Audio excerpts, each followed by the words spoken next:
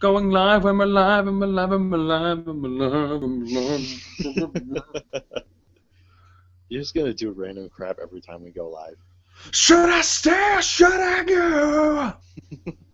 I just gotta let me know. Alright, so, told you all the topics. So, let's get started in 3, 2, 1. Hello and welcome to the Baka Gaijin show. I am your ever faithful and interesting and handsome host, Zeekfreak, and beside me, on the chair to my right, is my... I had to think of a new one, actually. It's impeccable co-host, Kevin 8-inch Faulkner. I was going to say something, but you just... Wow. Okay, Wiped okay. your brain. Wow, okay, I'll have to save it for next episode. Oh, don't count on it. I'll probably interrupt you again. Bastard. And to the left of me, or maybe in front of me, wherever the fourth chair is, somebody came in, rearranged the room. Fucking housekeeping, you know how it is. Our good friend George. You may remember him as the guy who commented last week. So hello, George. Welcome to the show. Hi, or good day, if you'd rather I act a little more stereotypical. Oh, good day to you too. British! It's a bloody good day, isn't it? I was saying good day, I was just saying good day. Hello, I am very Asian today. I can't... Pronouncing apostrophes is difficult. They don't really have a sound. No, I think that's half the point. Yeah. Probably. But what's everyone been up to lately? Oh, I finished from the New World a little while ago. Oh, wow. One of probably the greatest anime of the decade. that nobody Yeah, has I agree. seen. People have seen it. Shut up. People just haven't bought it. Nobody's Indeed. buying it because, oh my god, there's a gay kissing scene in episode 10. Stop channeling Giguk. Giguk is not allowed on this show. I'm sorry. But anyway, how did you like Shinsekai Yori, George? Oh, I thought it was great. But I didn't have as much Yaoi and Yuri as I was inclined to believe it did. Right. Mostly just the one episode. It's Everything almost else as if people the reaction was overblown. Mayhaps. Yeah. Pretty much. But that never happens. No, never. Although there is a lot more. There is a lot more in the original novel, though. They cut a lot of that. Something tells me they couldn't show two young boys engaging in cunnilingus on the ground. Very, just television rules as they are. That sucks. Gotta love the good old cunning linguistics. Exactly. So what So else, have you George? been up to, George? Mostly playing video games. Arkham Knight and Metal Gear Solid 5. Oh, that's great because today is National Video Game Day, apparently. Oh, sweet. That gives me an excuse to fire up Xenoblade again. I thought it was Xenoblade. I pronounce it however the fuck I want. Fine. I mean, it's got an X. I might as well just call it Skenoblade. No, that's the porn parody. Or maybe it's like everything else. Maybe it's like every other usage of X in Japan, and it's silent, so it's just Enoblade. Hunter X. Hunter. I still say that just to piss people off. No! I do. You don't have the right to criticize me on my usage of X's, Mr. Zale. Anyway. So, that's all well and good. But yeah, for me, I need to finished Xenoblade about 3-4 weeks ago. From start to having beaten the final boss, I must have worked out. Now we're talking about the new 3DS version here. I'm talking about the original Wii version. Alright. You know, Which is I bought that Wii version and then I found out there was a 3DS remake and I was like, God damn it. It's actually not a remake, it's a port. Well, port, yeah. I don't like it when people keep saying, "Oh, the Xenoblade Chronicles 3DS remake," and I'm like, "It's not a goddamn remake. It's literally the exact same fucking game." Now you know how I feel when people refer to the Yu-Gi-Oh sequels as spin-offs, because I fucking hate that too. It's one continuity, people. Admittedly, said continuity is fucked in the ass, but Admittedly, they do tend to skip decades at a time, but, it's there. not to mention that there are some rather large inconsistencies between shows. It's kind of like Power Rangers. The new season, new characters. Yeah, Power Rangers has kind of been loose on continuity too. Yeah. Well, one of them focused on time travel, so I would assume so. Yeah, one was focused on time travel, and another was a far future dystopian world. So I mean, it's not so much that I disagree with the designation of spin-off. I feel like people just use that term to what's the word? Disvalue or what's the Devalue? word? Yeah, like to devalue them. yeah, Yeah. So that's and that. and I'm Any sorry, spin-offs tend to be rubbish. and I'm Yeah, sorry, we- but and with the in regards to like port and remake with video games, people seem to have forgotten that the word port exists, and they just use remake. And I'm like, guys, it's only a remake if it's redone from the ground up. Mario Well, I think that's- 64 3DS was a remake. Mario 64 DS was a remake. Star Fox 64 3D was a remake. The 3DS Zelda games were both remakes. Ocarina of Time and Majora's Mask. Xenoblade is a port. I think that's the marketing's fault though, because they tend to use all these words interchangeably, whatever sounds more exciting. I don't think Wrong. I don't think I've ever seen a piece of marketing use the word port. It's always like remastered or remade or reimagined. New 4.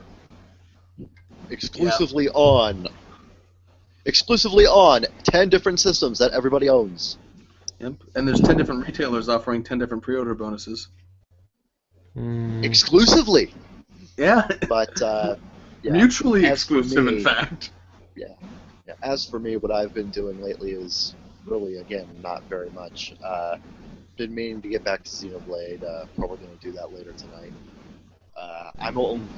Like I said to George before we started, I'm only in Magna Forest right now. Ricky just joined my team, and I find him annoying as shit. So Ricky Bobby? No, Ricky the hero. Bobby! Ricky the Oh. Nopon. Oh, Ricky Gervais then, yeah. Valuable party member. That would be amusing, actually. Yep. Very amusing. Yeah, with him doing like foul-mouthed battle commentary. Oh, fuck all Shulk! You missed him again! It'd be like Pyron Flax's announcer pack. It's like Gordon It's like that Gordon Ramsay on GPS Tumblr post I saw. Oh, you missed the exit, you fucking disgrace. But aside from that, started up on York New with my York New rewatch on Hunter x Hunter yesterday. Mm-hmm. Just Saw hopping the all first over one. the place. It's a long-running shonen. Going in order is kind of boring once you've seen it all in order once. But yeah, currently starting on my York New rewatch. I've stalled on Shirobako, but I explained why on Otaku Midnight. I don't remember because I don't listen to anything you ever say. It's because I'm kind of burned out on the whole slice of life thing. Right. Yeah. Fair enough. It happens to the best of us. Just as usual, just cruising by. I've decided that since I'm actually going to be getting a surprise couple $100 sometime in the next couple of months, I'm gonna hold off on getting a Wii U and Splatoon, and I'm just gonna buy Senran Kagura 2 next month.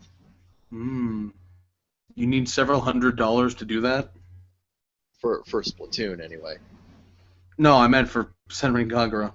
No, Senran Kagura is only $50. I'm saving up for I was going to be saving up for a Wii U until like January or something.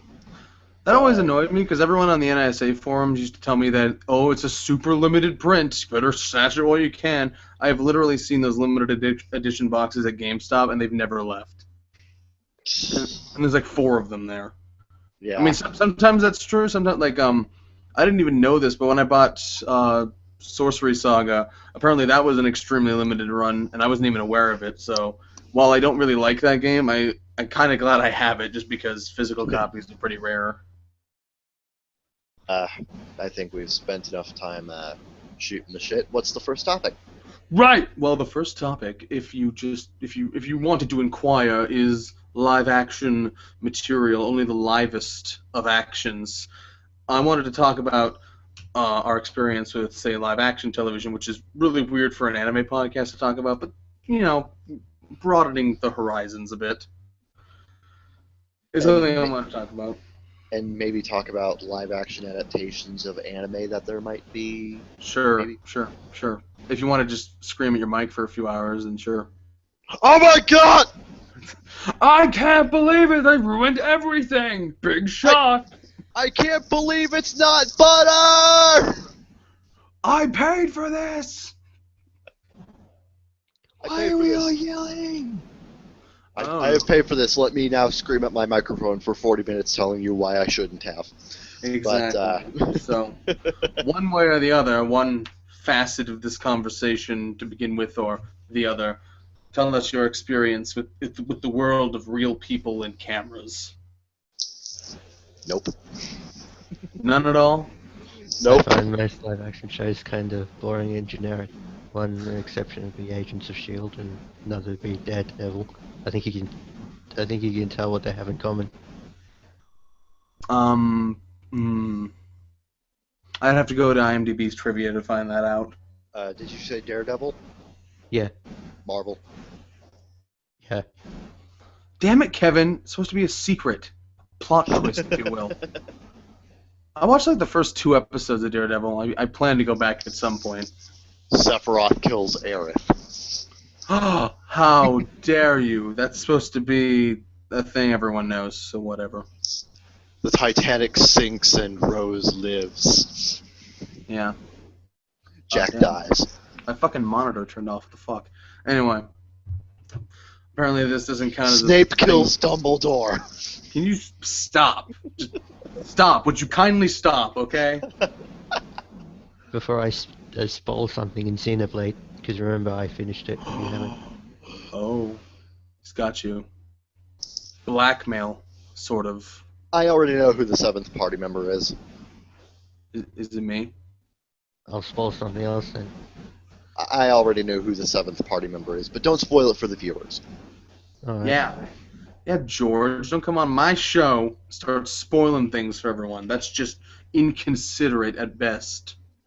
Yeah. The only reason I know who the 7th party member in Xenoblade is because I was stupid enough to actually open up a spoiler on TV Tropes. Oh, I do that all the time because, well, now it's as easy as flipping the switch on the side. But before you had to go into your account profile and your settings and toggle something, and then you had to like refresh a couple times. It was weird. Yeah. Or you could just highlight the text. Unless you No, nobody does that. Nobody fucking does that, George. I used to, but... Nobody has time to highlight text. Okay, it's like using a Okay, remote, okay. or it's like not using the remote. It's like getting up and using the buttons on the TV. Nobody does it. Nobody. I actually have to in order to actually work my fucking TV right, because... Anyway, nobody does it, and in fact, people are so lazy these days they don't even use remotes. They just download apps for their phones and use those instead. Like, Xbox actually does have this fucking, like, controller app for Android and or something. I bet the triggers suck on it. It's lazy as shit. But, Literally, like just yesterday, I was asking my brother, like, "Where's the remote?" He's like, "Remote? Fuck! I just use my phone." I'm like, "I hate you." my relationship with live action TV is almost non-existent.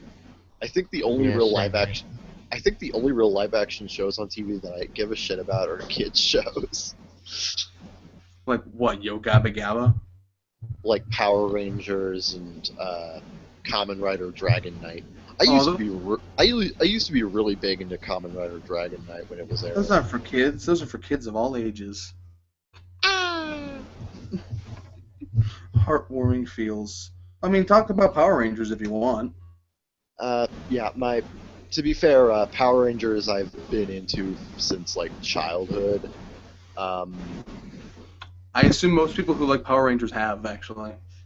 Yeah. Yeah. I feel safe in that assumption. You'd probably be right. Yeah.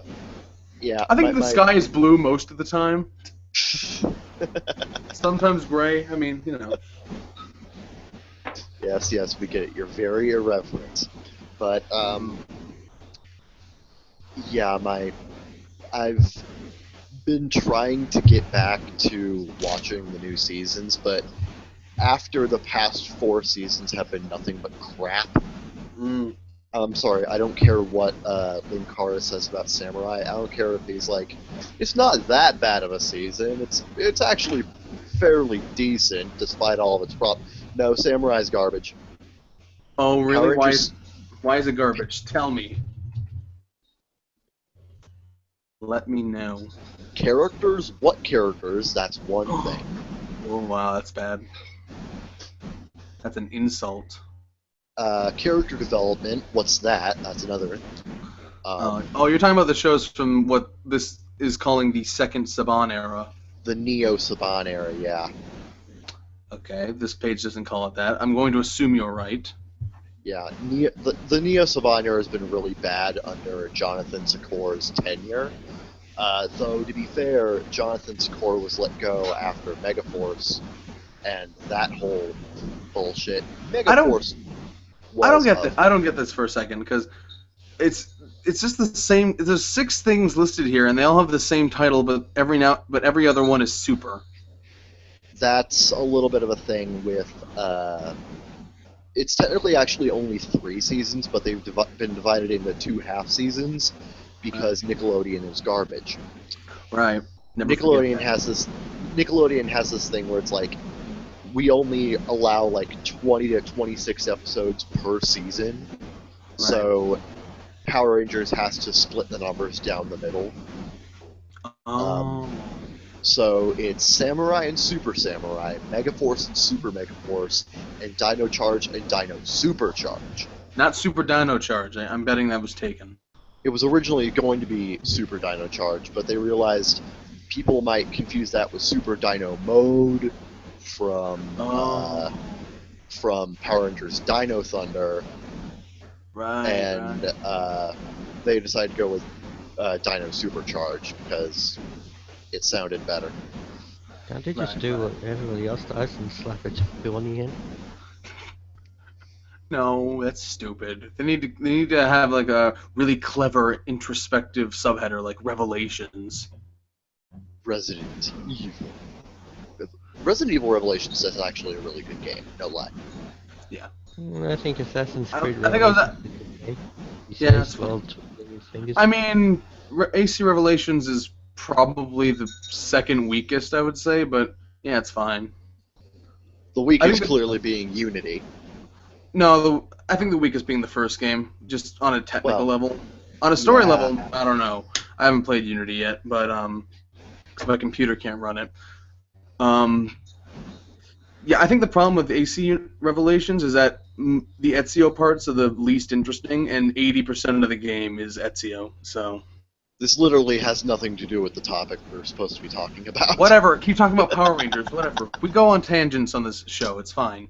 Yeah, but Power Rangers has apparently been getting a lot better now that they got one of the good writers from the previous seasons, Judd Lin, to be the executive producer.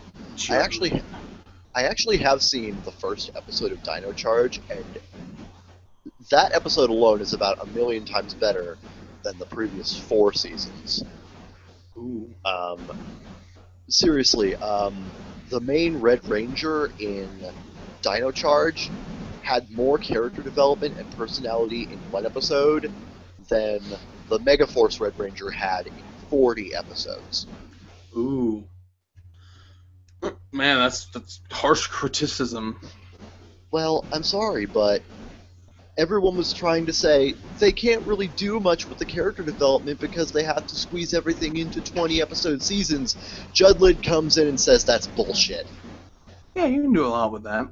Yeah, you can do plenty with 20 episodes a season.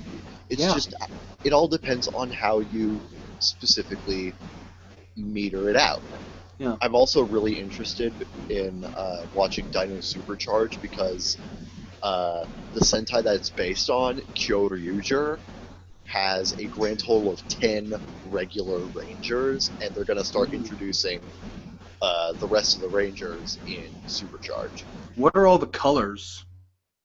Oh shit. I believe there was actually a joke in Kyoryuger about how blue and aqua are barely different from each other. They're both a shade of blue. And how silver and how gray, silver, and chrome are all literally the same color. wait a second. They have gray, silver, and chrome. You couldn't think of 10 colors. You had to use gray 3 times. Or something like that. Made fun of that in the original. They actually made fun of that in the original Sentai. It's a pretty popular image set on Tumblr. Yeah. And oh my god, Did you have something to say, George? I'm hoping they adapt that. Saying that my Power Rangers teams usually max out at 8 at the most. Yeah, I think the largest amount of Rangers they've had in one season, like a regular amount, like the highest amount of regular Rangers in a single season was, let's see here.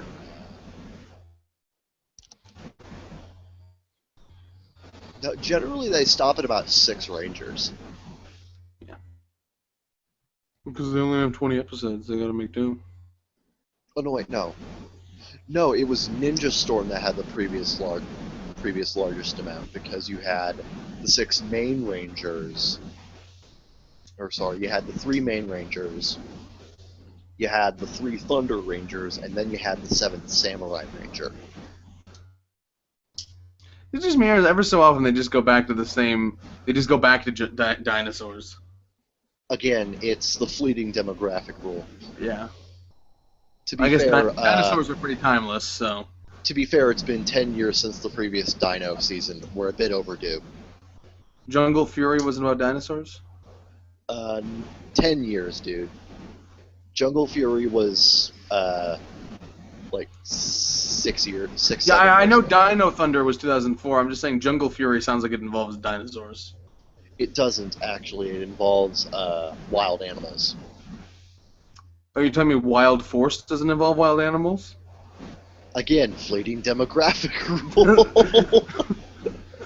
I get it, but I don't get it. What caused Disney to lose this show, by the way? Because it sounds like airing on Nickelodeon is nothing but trouble for them. It was actually doing way worse with Disney because Disney didn't like the show at all. Because Power Rangers is a violent show, it didn't really mesh with their kid-friendly demeanor that they were trying. They didn't like Power Rangers, yet they made 8 Power Rangers shows.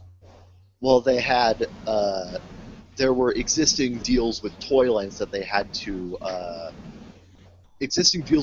toy lines as well as Toei of Japan that they had to Honor? go with, that they had to honor. Thank you. Yeah. Like, the only reason Jungle Fury and RPM exist is because Jetix specifically asked for Jungle Fury, and Bandai, the toy company, specifically asked for RPM. Is it just me, or does Power Rangers RPM remind me of like Transformers Cybertron, where they all started racing for some reason? RPM actually doesn't have any racing in it. It says racing performance machines right there. To be fair, I don't remember there being racing in it.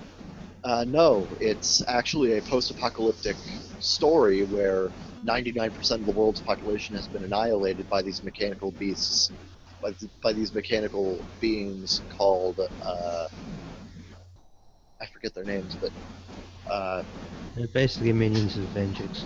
Vengeance, yeah, minions of Vengeance. And the last bastion of hope is the domed city of Corinth, which is also where the Power Rangers, the final group of Power Rangers, the RPM Rangers, are all located. You know, I'm just saying that if you're going to include the word racing in your title, you should probably have some racing. To be fair, Apocalyptic. It should probably have a bit of Mad Max in it too. But there's well, not a lot of that. to be fair, there actually was a bit of Mad Max going on in that season. So, I can't imagine a post-apocalyptic show with a Power Rangers budget. That sounds really cheesy to me. actually, Power Rangers has a pretty big budget on average. I think they have a general number of about $1 to $1.5 million per episode. Whoa, So, that's almost how much one of the Simpsons actors gets paid. But yeah, Power Rangers actually generally has a really, really high budget. Did you know that they now pay the Simpsons actors so much the show isn't even profitable anymore? No, I was totally unaware of that. Yeah, and they keep making more, and it's not even profitable. Yeah, but going as much as I do love Power Rangers, I have to kind of wish that Saban would actually do something with with the Kamen Rider license that they supposedly have. Right. Because a few years ago, alongside the relicense of Power Rangers, they apparently also licensed quote-unquote Power Rider, which was presumed to be a new adaptation of Kamen Rider, which would presumably adapt either Decade or it would either adapt Decade, Double, or Forza. Right. Forza, not okay. Forza. Haha. But the rumor actually came back during Kamen Rider Gaim airing, and it was implied that Saban might be doing something with Gaim because look how colorful it is, and it. You know the problem with that. Gaim was written by Gen Urobuchi, so it got pretty gnarly in later episodes. Yeah, Nickelodeon's not gonna like that. Yeah, it got pretty nasty in later episodes. That's actually part of the reason I liked Gaim. It's actually part of the reason I liked Gaim. It went back to the darker, more arc-based stories of earlier Kamen Rider series. I don't think Kamen Rider is ever going to make a big splash here because the name is just not recognizable like Power Rangers is. Yeah, and another big thing is that Power Rangers and Super Sentai are both very much Monster of the Week stories, whereas Kamen Rider uses a more arc-based narrative for most of its seasons. Right. They tried transplanting that into America with Dragon Knight, which was fantastic, by the way. In fact, in Japan, Dragon Knight is considered an honorary Kamen Rider season. Dragon Knight is a Power Ranger season? No, it's a Kamen Rider show. Wait. How is a Kamen Rider show considered an honorary Kamen Rider show? Because it was produced in America. Oh, right. The adaptation of Ryuki was Kamen Rider Dragon Knight, but a lot of people in Japan didn't like Ryuki very much because it was actually a bit of a deconstruction of the regular Kamen Rider formula, and it had all the main characters fighting each other, and kids didn't really go for that. Yeah.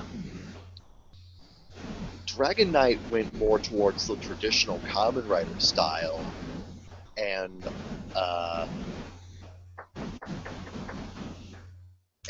people actually really liked that in Japan. So when Dragon Knight was ported back over, it actually got really high ratings when it was rebroadcast on Fuji TV. And not only that, it is the only country, aside from Germany, which has gotten a complete DVD box set, as well as a sequel in the form of a newly written novel. Oh. So Dragon Knight in Japan is considered an honorary Kamen Rider season. How nice. Yeah. Yeah. And yet I have heard so many American Kamen Rider fans disparage the show for it's got terrible pacing, and oh my god, I don't like the fact that it's American. And Oh, so everybody in Japan says fuck your noise. that is amazing that the Japanese fans like it more than. Yeah, that is great. Yeah, to be fair though, it's not like this is a new thing. When it came to Power Rangers Lost Galaxy, it was actually more popular in Japan than Gingaman. Oh, wow. That's Yeah. a series it was based on, right? Yeah. Now, when you say based on, what does that mean? It utilizes the stock footage of the suited actors in the different fight scenes for the American release. Right. But generally this means that new stories are formulated by the American producers because they kind of feel that bringing the show into America and replacing so much of it doesn't really make sense if you're just going to copy it word for word. Right. That makes sense. That must be like either a really hard job or a really easy job, depending on how lazy you want to be with it. Well, if you want to talk about lazy, let's talk about the Samurai Megaforce seasons. Oh boy! Oh, you just went there. I'm sorry, they're fucking terrible. The Samurai Megaforce seasons are god awful. Particularly Super Megaforce, because that was supposed to be the big celebration of Power Rangers, of 20 years of Power Rangers. It is technically the 20th season, and they ended up fucking it up in so many ways. For one thing, they'd tried so hard throughout the previous episodes to really hide the different Sentai suits that were not used in Power Rangers, but then suddenly out of nowhere, Gosei just up and says, "These are completely new powers that have never been seen on this Earth," and suddenly they're in the Die Ranger costumes. And then in later episodes, we have stuff like Flash Pink and stuff like that. It's pretty clear that they stopped caring by the time they got to Super Megaforce. They even get the stuff about previous Power Rangers seasons wrong. I can tell that this was not liked because I went to its Your Mileage May Vary page, and it has 4 folders for broken base, critical research failure, stock footage failure, and wasted a perfectly good plot. All of those things got their own folders. Because it fucked up so bad. Yeah, and then you go down to the normal page, and it's still like, wow. Hella long. Yeah. To say that there was a massive shitstorm around Megaforce would be an understatement. Don't understate it then. Scream it to the heavens. I'd rather not. My sister's sleeping in the other room. But, yeah.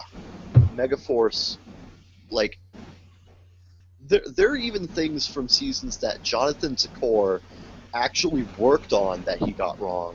Like, there's one season, Wild Force, which was represented in the show. That was his season. He was executive producer on that, as well as a writer and director, and even he couldn't get it right.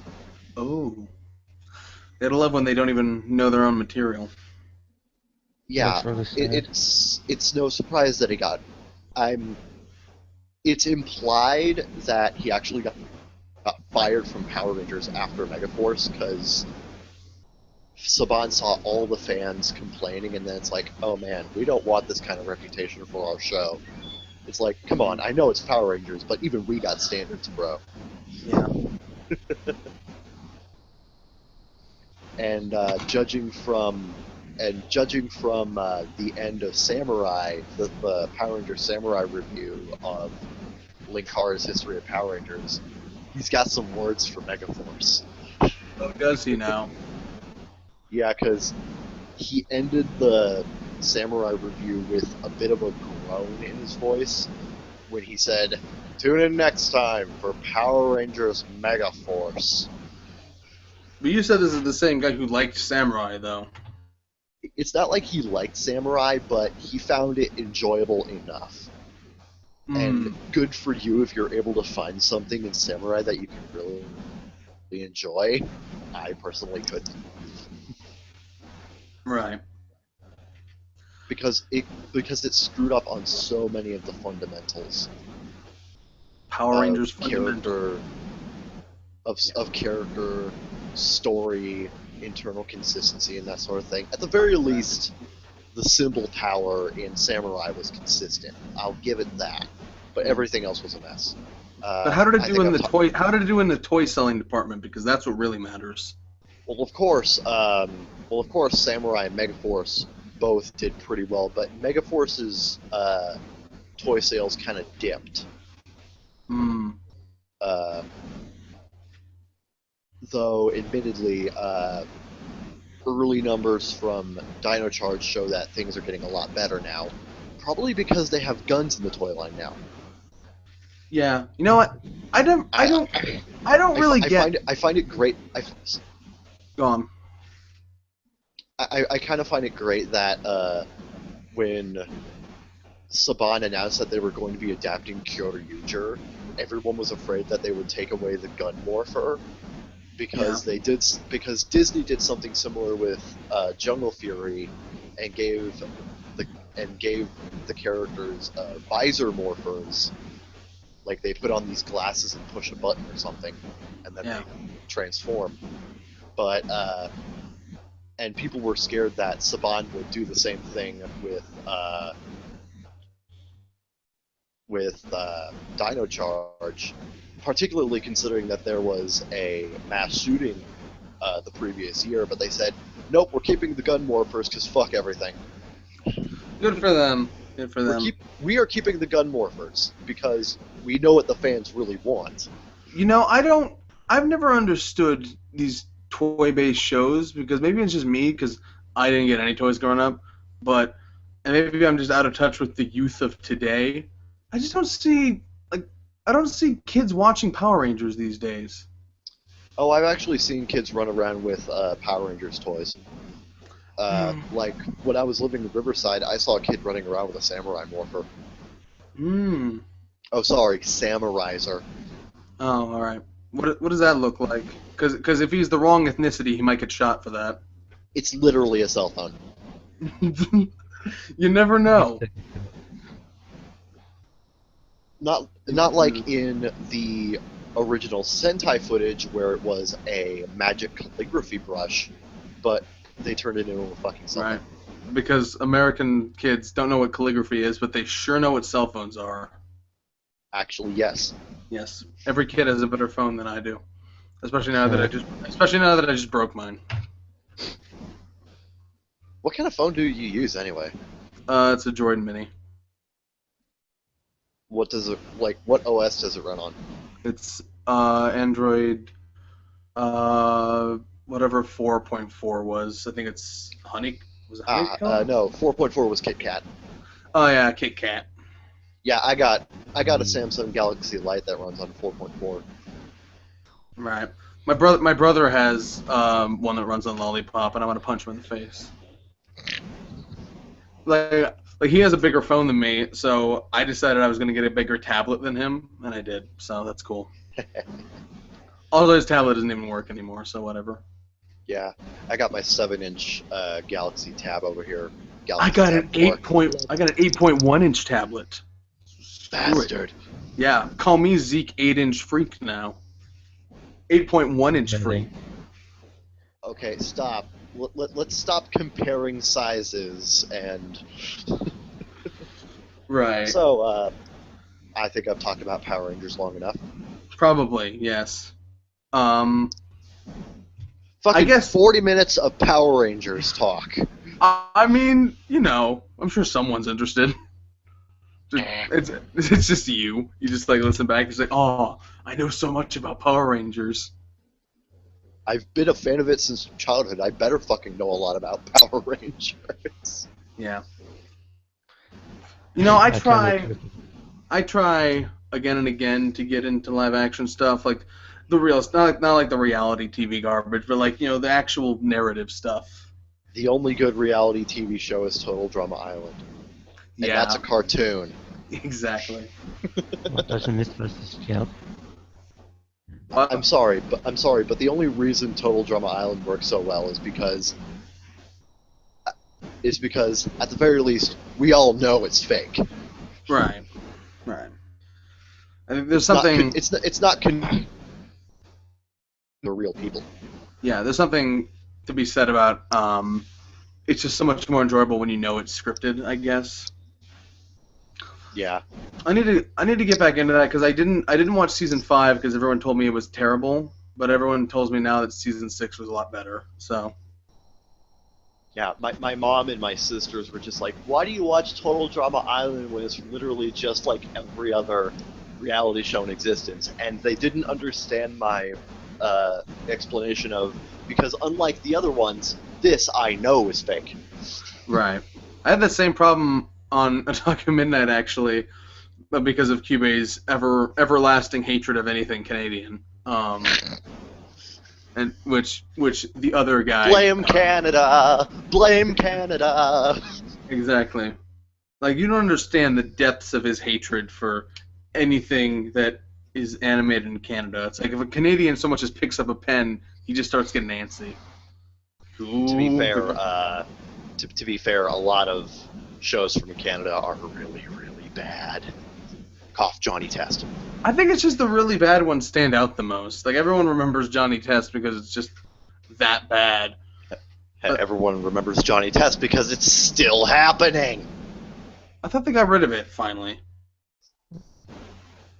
I don't know. That's how bad it is. Can you believe I've Johnny lost Test the is from the ability same to guy? care. Can you believe that's from the same guy who did Ned's Declassified? You mean Dan Schneider? No, not Dan Schneider. That's not a Dan Schneider show.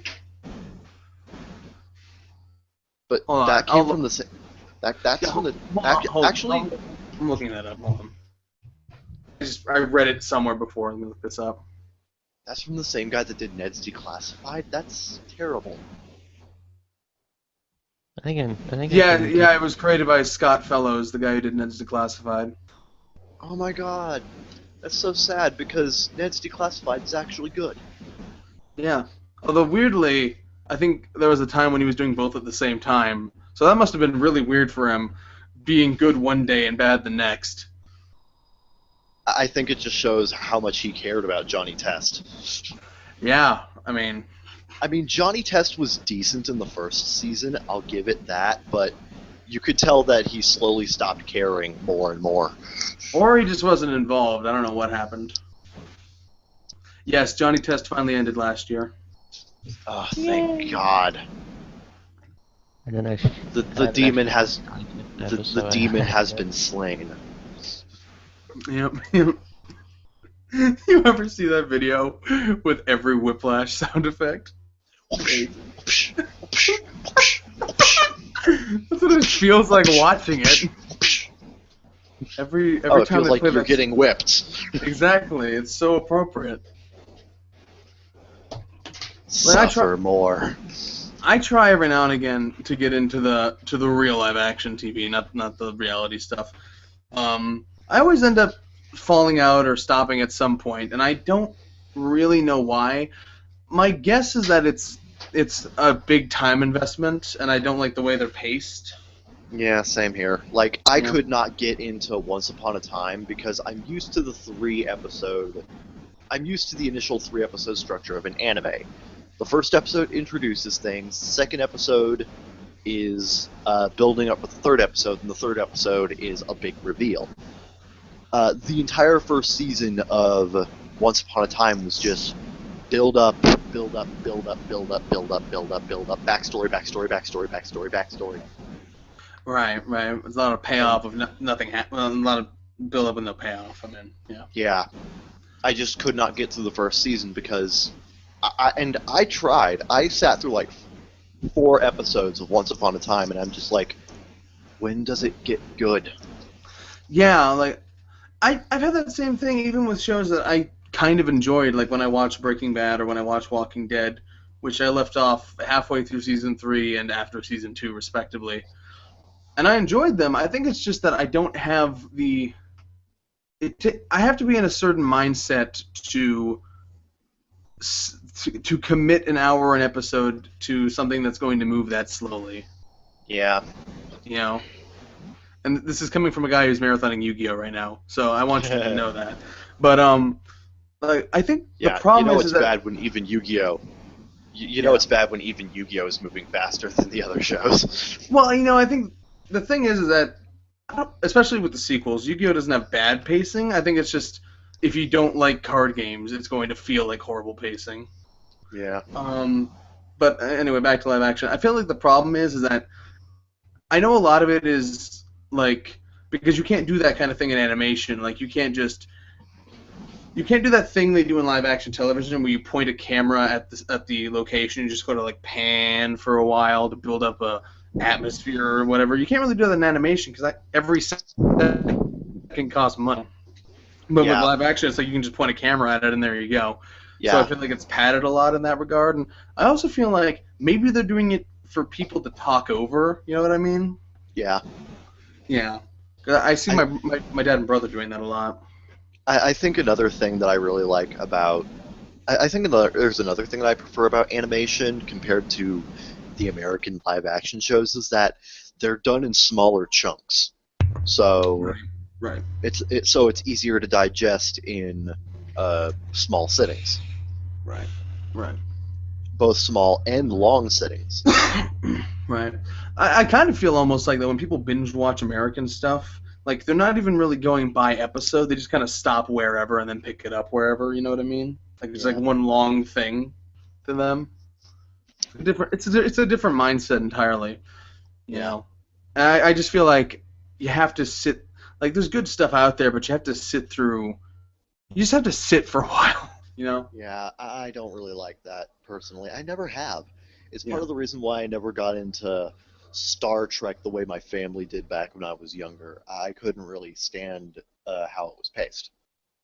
Right. Yeah. I mean, my family was big into like Next Generation, Deep Space Nine, Voyager, that sort of thing. Yeah, I watched Next Generation. That's another show. Is that I watched Next Generation for a while. I think when I was early in high school, I think I got through 2 seasons, which is not great because I hear it gets a lot better after season 3. But once Gene Roddenberry, I'm sorry, but once Gene Roddenberry died, Next Generation got a lot better. Yeah, I mean it's just how it goes. I hate to say it, but Gene Roddenberry's ego got the better of him. Did it all. Yeah. But yeah, it's not like I didn't enjoy that either. It's just that I just felt like I could get more from my time in other places. You know, and sometimes I guess there are some times where I wish animation would go a little slower, but not nearly to the extent that I wish live action would hurry the fuck up. Yeah. Yeah. Like and every now and animation, again, go on. With the way animation is fast paced, you're kind of you can kind of understand why they're doing it, and it doesn't really get it's not really very intrusive to the experience. Yeah. Compared to the long stretches of nothing happening in live action shows where you just sit back. The long stretches are they still on the farm? Are they still on Namek? Exactly. I mean that's the same kind of thing, but you have to remember that you're comparing I think 10 hours of content to what was it in Dragon Ball, probably 30. So something like that, yeah. Yeah, which is why to be fair, it's not like there are shows in animation that don't move at a snail's pace, but... Yeah, I know, and it frustrates me, because if you manage to go so slow you bore me in animation, you know you fucked up. Yeah, because that's the big thing here, is that the difference is that while animation is no stranger to shows moving at a snail's pace, they're far less prevalent and far less of a constant issue than they are in live action television. Right. Can you imagine a live action TV show done by like Edgar Wright or something? That'd be amazing. Oh my god, I'd be there. Yeah. Like Space? I mean, he did do one. Oh, he did? Yeah, oh yeah, that's Space. that's right. That was the thing. I've heard it was pretty good, so Yeah. might check that out sometime. Yeah. And I have like a strange urge to go back and see older things that inspired things I'm into now. Like I've always wanted to watch Twin Peaks at some point. Fucking, what was the show called? Firefly. No, no. Although I have seen that, but no, the thing Edgar Wright worked on. Spaced. Oh, Spaced. I missed the D. But I mentioned he's a handsome man. I just saw a picture of him. I'm like, oh, there you go. You gay bastard. Oh, a Britcom. The best. That's the best kind of com. Britcoms. Best Britcom ever is always going to be Red Dwarf. Oh. Red Dwarf is fantastic. Never saw it. I did see like. It's one of. I think not Red Dwarf. Third Rock from the Sun is one of those shows my mom has playing while she's cooking. The other one being That 70s Show. and the Gilmore Girls, or no, yeah, the Golden Girls. Sorry. Yeah, with my cousin Catherine, she really does like Third Rock from the Sun, but I think the one sitcom she likes more than that is Malcolm in the Middle. I'm still gonna watch World's End. I haven't seen World's End yet. Gotta get that last dose of Cornetto. Anyway, George. Live action shows. George of the podcast. Watch out for that tree. No, George of the podcast. Yep. Well, maybe not. We don't even know. Anyway, we'll find George. We'll get George back here after the break. Yeah. Don't do that, because now I gotta include that. Cut here. No, here. No, here. Okay, where the fuck did George go? Watch as he magically drops from the call like I did last week. Yeah, he's probably has. He's either has some problems or he's just gotten bored. George, how many fingers am I? Wait. How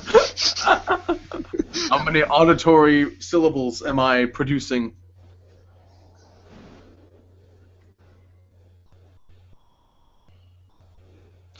What? Well, we're just gonna wait for him while we take our little break. Yep, there we go. There we go. He dropped. Well, I'll send him a DM. Please don't tell me this is going to become a regular thing. I don't know. I typed a gin. That is not the word. Though to be fair, when it happened last week, that was pretty good. Yeah. Too much Spanish flea. We gotta get Elena back on here. That was fun. Yeah, that was great. I should have asked her. I didn't even bother asking this time. Ah. Yeah. Man, I got some bad heartburn and I'm all out of antacid chews. I'm having problems, I'm sorry. Man. Yeah. I'm still having constipation issues too. I should go see a doctor or some shit. So what's the next topic again? Writing for gender. I'm going to try to keep my mouth as closed as possible. I mean, talk, especially if George doesn't come back, but... It'd kind of suck if he didn't. Yeah, well, things happen. Watch as he comes back right in the middle of the podcast. I'm sorry, guys. I'm sorry. Yeah, it's gonna happen. It's gonna happen. I'll give him like 10 minutes. If he doesn't message me back, then we'll just keep going. All right. Cool beans, man. At least he got some podcast time. That's fun. Yeah. I think the big problem is that we didn't let him talk. Sometimes I don't know if it's that we didn't let him talk or is that he just didn't talk. It's hard to tell sometimes.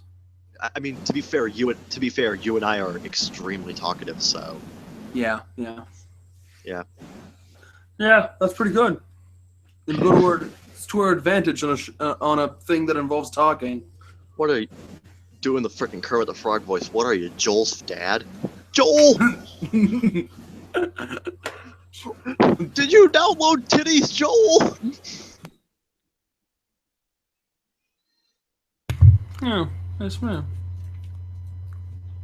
Did you download the titties, Joel? I love that. I still love that Neon Taster tweet. They broke up because she's a feminist. This shit had nothing to do with it, I'm sure. What was that? Where you ever see that Neon Taster's tweet where he said, "Yeah, Miss Piggy and Kermit broke up because she's a feminist," but no, this shit had nothing to do with it. And it's just a gif of her slapping Kermit silly.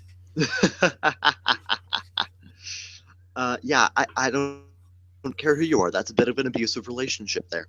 Yeah, that wasn't good. Miss Piggy was on a hair trigger ever since her introduction. Okay. Yeah, might have even been the initial idea, actually. Yeah, kind of. Yeah. I need to actually check out that new Muppets show that they have on ABC. I've heard it's really good. I heard the movies are good. Yeah, but the thing I'm really interested with, I like actually that they're making more adult-oriented Muppets material again. Because the original Muppet Show was actually intended for an adult audience. Right. Even though it was actually aired at like prime time 9 p.m. and yeah, a lot of families did watch it, but it was actually intended for an older audience. I like how it goes to show the difference in what's acceptable to show your children these days. Yeah, with the new Muppets TV series, it has a minimum rating of TV PG, so that's one thing. TV PG. I especially love when they get ridiculous at the ratings, like the Clone Wars one was like TV PGs of 14 or so, I can't remember what it was. Huh? No, don't you remember the like shows like Clone Wars and I think even Total Drama had like weird ratings, like TV like, PG DLSV or something. Yeah, something stupid like that. Yeah. And how Cartoon Network used to have these like parental advisory warnings before certain shows, like TV PG, TV PGV, moderate violence. Yeah. And it particularly happened whenever they showed like DC Universe animated original movies, like like when they aired what was it, Justice League: The New Frontier, and it aired with the TV-14. Oh, right. I remember it happened before anything Canadian and Clone Wars and Clone Wars and fuck, what was the other thing? I think maybe Symbiotic Titan, maybe. Secret Saturdays, I think. All right, I can never get into that show. I liked it for a while. I think the problem for me is that I don't know what it was. Here he is. Where'd you go, man? Did you just drop the call or something? No, my internet dropped out. I should probably have warned you that that might happen. Probably should have paid for it, actually. All right. Well, we'll just warn the viewers for the MP3 version when we come back that George ended up accidentally dropping out of the call. Right. Shortly before we went to break. So yeah. Yep. Well, that's just how the cookie crumbles. But I also, hope it crumbles in a plate so I can eat it. Also, George, I'm sorry if we end up talking over you, but me and Zeke are both very loud and very, very talkative people, so... Yeah. It took him like 5 seconds. That is a pitch perfect response. Yeah. I having another. Hold on a sec. Go on. No, keep talking. Gotta do something. Alright. Gee, probably having another Mascaros moment. George, George, George of the jungle, watch out for that tree. I just. All right, I'm back. Oh, I just remembered I never put the link out. I should do that.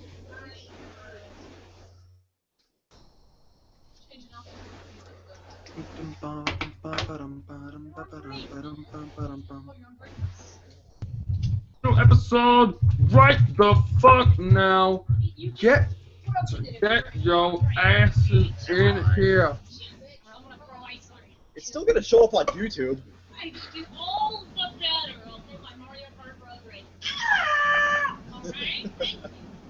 All right, man. Is that all she does is just sit there and play Mario Kart? No. Oh, okay. No, sometimes she plays Mario Party. Another Mario-related things. You know what? I think where the fuck is my Wii? It's over there somewhere. It's not even functional. But thanks for retweeting that, Anubis. My Wii's not even functioning anymore. I regret that there's so many Wii classics I missed. I was only able to get Xenoblade Chronicles because I ended up having a friend at one point with a surplus of money, and he bought it for me. Right. Yeah, but I may have taken advantage of him at that point, but we're not really. We don't talk anymore, so. Yeah. I never played either Mario Galaxy, and I feel really bad about that. I own the first one, but I own the first one. I like it, but I need to get the second one. Yeah. Oh, the second one's available for Wii U. Well, yeah, they got that. I used to have. Apparently, it was like super rare before they reprinted. I used to have the Metroid Trilogy collection, which I sold. Yeah, same thing here. Oh, you sold that too? Yeah. I even had the one with the tin case. I had that too. Tin case, brother, high five! Yay! It was a gorgeous case. It's a gorgeous looking case, though. Oh my god. I want it back. I don't even have a functional Wii anymore, but I want it back. Me too. Actually, I happen to have a spare NTSC copy of Metroid Prime Trilogy. But I'm hoping to sell it rather than just give it away. I don't know if they're worth as much anymore, though. When I sold mine, I got like, I think I got like $45 from it, I think. Yeah, when I sold it, like, I believe at one point at GameStop, it was actually the highest selling used game. It's like... It was, actually. Yeah, they offered so much money for that. They offered the original retail price for that one. Yeah, amazing. I don't know if it was just like high demand or what. Probably high demand. Yeah, because that's like if you want to play all three Prime games, that's probably getting that for your Wii, which everyone has a fucking Wii, is probably easier than going to find a used GameCube and getting those games. You know. I think with used games, a lot of people selling used games at GameStop. I think a lot of people actually exaggerate how bad the GameStop prices are. I think the prices are pretty good. I think it's just that, well, the thing as a consumer, I like the model they have better because it keeps the used prices for buying way down. Yeah.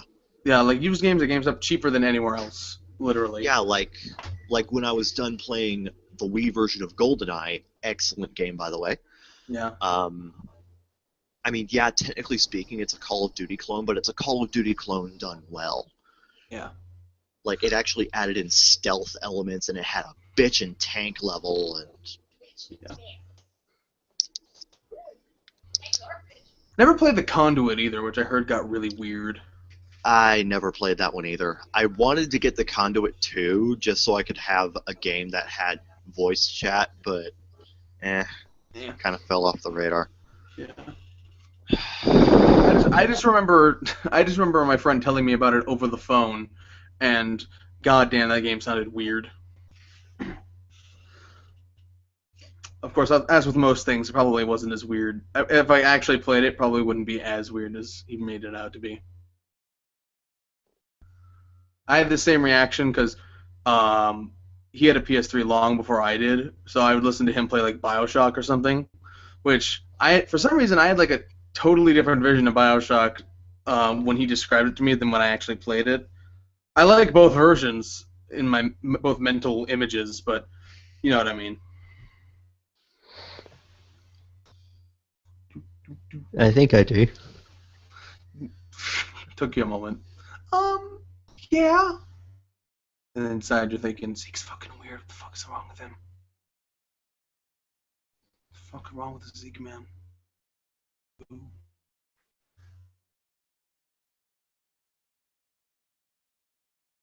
All right, I'm back again.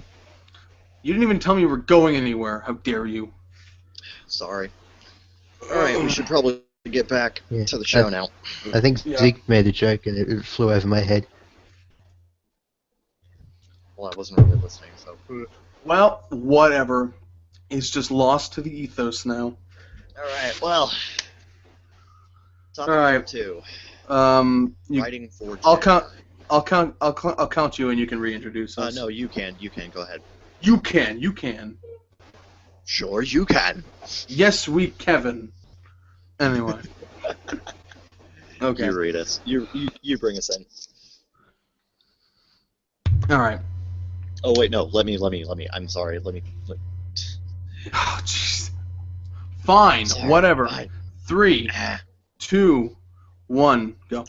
Welcome back to the Baka Gaijin show, where being called a filthy fucking weeb is only an insult 10% of the time. If that.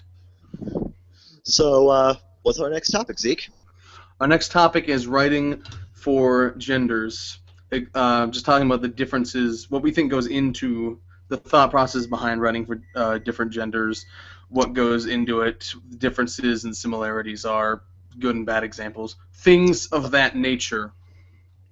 Honestly, when it comes to a lot of fiction now, the writing for different genders thing has kind of become muddled as of late because different people are now into different things, and there's a lot of bleed over in regards to what different audiences are into. Like, if we're talking strictly anime and manga, Shonen Jump's been running Nisekoi, which is a shoujo manga in all but demographic title. Yeah, pretty much. And Clamp has been breaking traditions with shoujo manga for years with stuff like Magic Knight Rare. Right. So really, this topic is actually a very difficult one to talk about because it's changed so much over the years, and honestly, I feel it's kind of become a bit of a moot point. I suppose so. I mean, I think there's still a conversation we can squeeze out of this, but True, The lines but have become very blurry. yeah. I think from a viewer standpoint, I'm not so sure in some respects because I keep hearing, and I don't blame anyone involved because there's reasons for this, but like I keep hearing people whine about how you can't find like a space or a dinosaur shirt for girls or whatever. It's like, well, because they probably wouldn't sell that well is the reason. I mean, Just buy a space or a dinosaur shirt for boys and just give it to a girl. yeah, but I think it's one of those things where it's like, yeah, your child might be into different things than what is considered the norm, and maybe a lot of other people's are too, but maybe not enough high numbers in specific areas or in specific fields. yeah, You know? Yeah. That has nothing to do with writing. I'm just pointing that out. yeah. Right. So, what do you think is important to consider when writing characters of differing genders? Like the characters themselves being different genders, or No, I'm not talking about a conversation here. I'm talking about just in general, because for the longest time I didn't feel comfortable writing girls. This was like middle high school, and then one day I decided I didn't give a fuck, so I just did whatever. And it seemed to have worked. But I always had that sort of anxiety in my head about it. yeah. Yeah. Yeah, to be fair, a lot of the times honestly, I've done some writing in the past, mostly fan fiction, but Yeah. I've always written for girls, and I think the main reason is because I grew up with shows that had very strong female protagonists. One of my first anime crushes was Misty from Pokemon, Right. who is pretty much mega tomboy. Uh, Yeah. Yeah. until she gets Togepi, then she becomes a bit more of a motherly figure who bitches at Ash a whole lot. But I really liked that whole element with Misty. And honestly, I think Togepi gave her some really interesting character development. A lot of people think Right. Togepi made Misty's character regress. No, Misty became more responsible with Togepi. That's the development there. Yeah. I think a lot of Pokemon fans misunderstand Misty's development there into being a bit more of a motherly figure with Togepi. I mean, like, I can see why they would make that mistake. I guess you just need to look a little deeper than that. Yes, she is a lot less abrasive and talks a lot less rough, but that's because she has to technically speaking, deal with a child now, and has to set a good example. Right. You just still make a really hard mistake.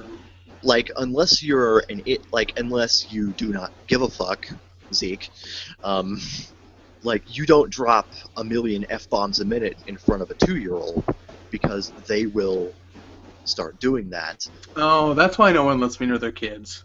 Ha! Am I good or what? Ba-dum-bum. But, Kevin coming in with the zingers. Nice. It's a nice change of pace from you coming up with zingers for me. Yeah. I script everything Kevin says, by the way, just in case you didn't know. Yeah, shove your hand up my ass further. I don't think you can quite reach my mouth. There you go. He's great at the keycard thing. I'm going off script. Quick, puppet me more. I That's have what she said. I have like a voodoo doll. The Poking you with dance needles. puppets, Dan. Yep. Annette. But yeah, I've never really had problems writing for female characters much. I think the only reason I would have problems with it, I think the only reason I would have problems writing it for now is because probably because of all of this Tumblr feminazi bullshit that I don't want to be a part of. Yeah. And the funny thing is, I was anxious before that happened, and then after that happened, I suddenly didn't give a fuck, which is bizarre to me. It feels like it should be the other way around.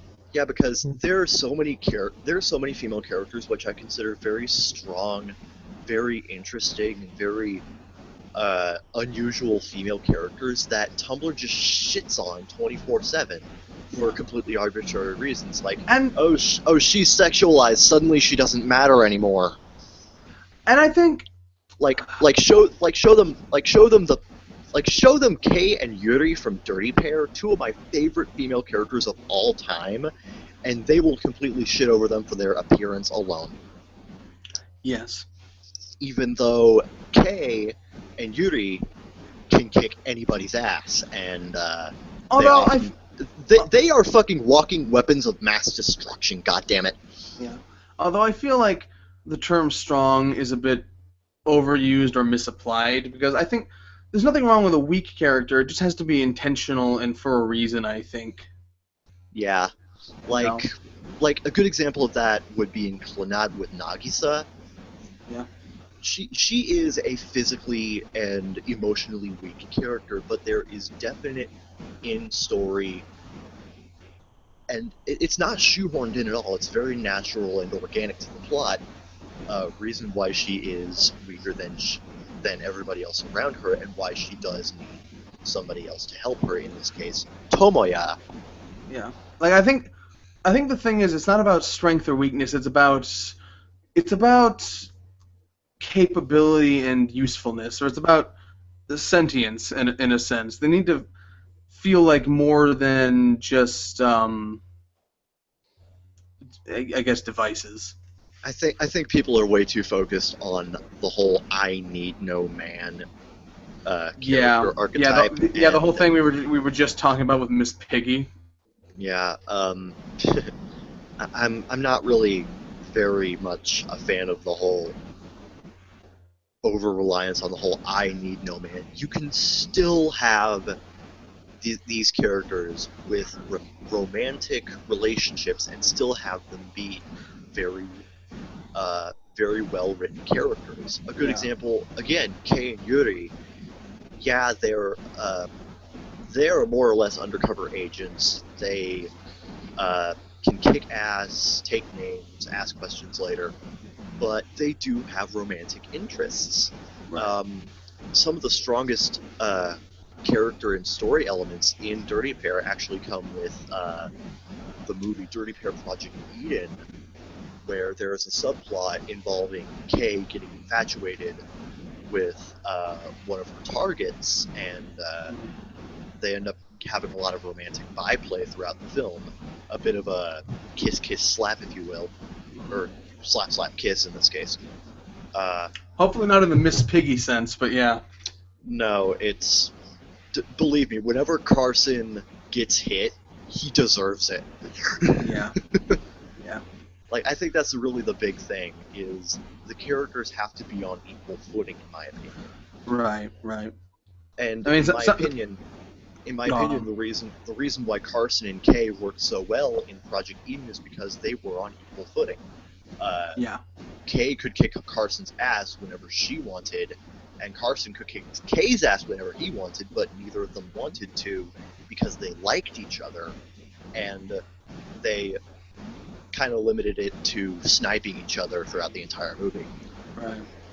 That's something I always try to get across in my writing is that it's always not about what they are, it's about who they are. And yeah. What'd you say? Yeah, that again, that's a reason why I adore Kay and Yuri as characters, particularly Kay. Kay is my favorite, probably because of Project Eden alone. Because when you look at the character designs, they got the designs of Kay being the big badass chick and Yuri being the demure, don't hurt me type. But the thing is, they're both ridiculously strong and they will both kick your ass. In fact, Yuri can actually get a hell of a lot more violent than Kay. Do not get on Yuri's bad side; she will end you. And, Like I had someone complain once because no spoilers, but there's a part in the story I'm writing where my main character punches a girl straight in the face, and somebody was all upset about that. I'm like, that shouldn't their genders shouldn't even matter. She was being an uncooperative bitch who refused to save someone's life for a completely arbitrary reason. And again, I'm not going to get into detail. I'm just saying equality goes both ways all the time. Like, you can't just pick and choose shit. yeah, like I think a lot of let's talk about Sean Connery real quick, because one of Sean Connery's most infamous and very controversial statements is that he believes it is okay to hit a woman if she is being uncooperative and emotional, like if you can't deal with her any other way. And there is, and his statement actually does hold water to some degree. I'm going to have feminazis just breathing down my neck now, but who cares? Yeah, but I'm sorry. Sean Connery has a point. If someone is not working by logic, and if they are impeding progress, it's probably okay to smack them around a little bit, man or woman. Yeah. I think what Sean Connery was trying to get across there was that you shouldn't treat a woman any different than you treat a man. Would you punch a man? Yeah. Would you punch a woman? Well, why not? You punch men, fine. Yeah, exactly. And I feel like I had a thought in my head, now it's fucking gone. Now, to be fair, women are biologically weaker than men in most cases. It's That was just a something I bio- argue, that was something I actually argued with my mom about when I was little because I refused to believe it for the longest time. It is a biological fact that women actually are physically weaker than men. Yeah. But But that doesn't mean air conditioning is sexist. exactly. And again, that doesn't mean that you should treat women drastically differently than you treat men. Yeah. I mean, that's sexist in and of itself. Yeah. What I was gonna say is that a lot of times when I'm writing, I always look at it from a bunch of different angles, and I'm just like, am I doing this because of what or whatever is happening? I'm like, is this because of what they are? Is it because of who they are? I'm like, if it's only because of what they are, then I might have a problem. Unless it's supposed to be that way for a plot reason. And that's another thing a lot of people refuse to understand is that, like, there's reasons for things, and again, like, what does that saying go? I'm really fucking tired today. How does that saying go? Like, like something being presented is not the same as advocating it. What the fuck is it? Yeah, I forget what the fuck. There's a really catchy way to say that, but I just fucking forgot about it. Entertaining a proposition isn't the same as believing it or something like that. That's the most British way you could possibly put that, yes. Don't worry, George. We make fun of everybody here on Baka Gaijin Show. Exactly. Especially each other. Fucking Kevin, can you believe this guy? Says Zeke, Mr. Yu-Gi-Oh! Marathon. Oh yeah, I'm Mr. sorry. Tight-colored spandex man. Says the guy over here that posted a bunch of 9/11 jokes yesterday. It was the most appropriate time to do so, thank you. Yeah, let's not turn this into a 9/11 forum. That's not okay. Welcome to the 9/11 podcast. No, just only annual. But if you type in the promo code Muslims, you get $25 off a gun. Oh god, I can't believe that's real. I believe it, and I find it just hilarious. Like, there are some things where it's like, it's so stupid, it just goes full back around that you can't even be offended anymore. Crosses that line twice. Welcome to the 9/11 podcast. Fly right on in. Our opinions are grounded. Yes. So you're getting it. You're getting it. Oh my god, I feel terrible. Right. I'm an awful person. I always take inspiration from the way Ryohei Narita writes things, because he always writes every character like almost as if they are the protagonist in their own right.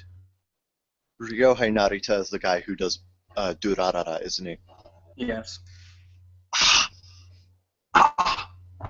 What was that? It sounded like you just got like a small burn. It's more like an understated orgasm. Oh, Narita! Oh. But yeah, I'm really like I can never do what he does, but I try to take that cue as far as it goes, and always portray my characters as sentient with their own goals, and like it's always like my thing where it's like it kind of blew my mind when I first saw Hunter x Hunter. And it's like, you see the main characters going their separate ways multiple times, because it's like, well, they just got no reason to be together unless they have the same objective, you know? Yeah, like Yeah. I like how they're actually 90% of the York New arc, Gon and Killua aren't even fucking there. Yeah, they're just chilling in a hotel room doing nothing. And Kurapika and Leorio completely disappear for the entirety of Chimera Ant. Yeah. Also from Greed Island, except for like two phone calls. Yeah, like they call Kurapika like once, and that's about it. Yeah.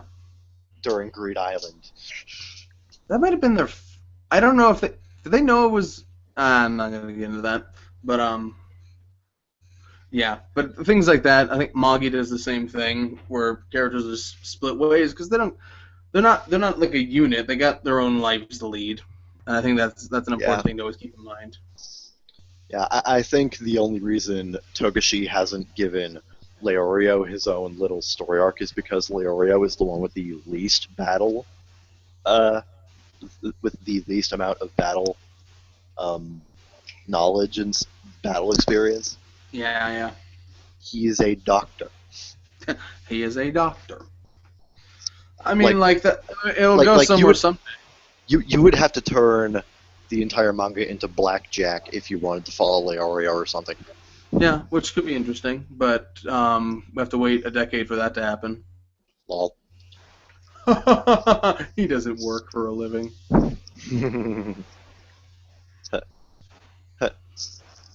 Naoko Takeuchi comes in. Honey, I have your bill. Oh, really? What did I get paid for this time? Doing absolutely nothing. Great. Put it in the pile. Put it in the giant pile of money. Every time my favorite Twitter bio is Sam Riegel's Twitter bio, where it says "I speak English for a living."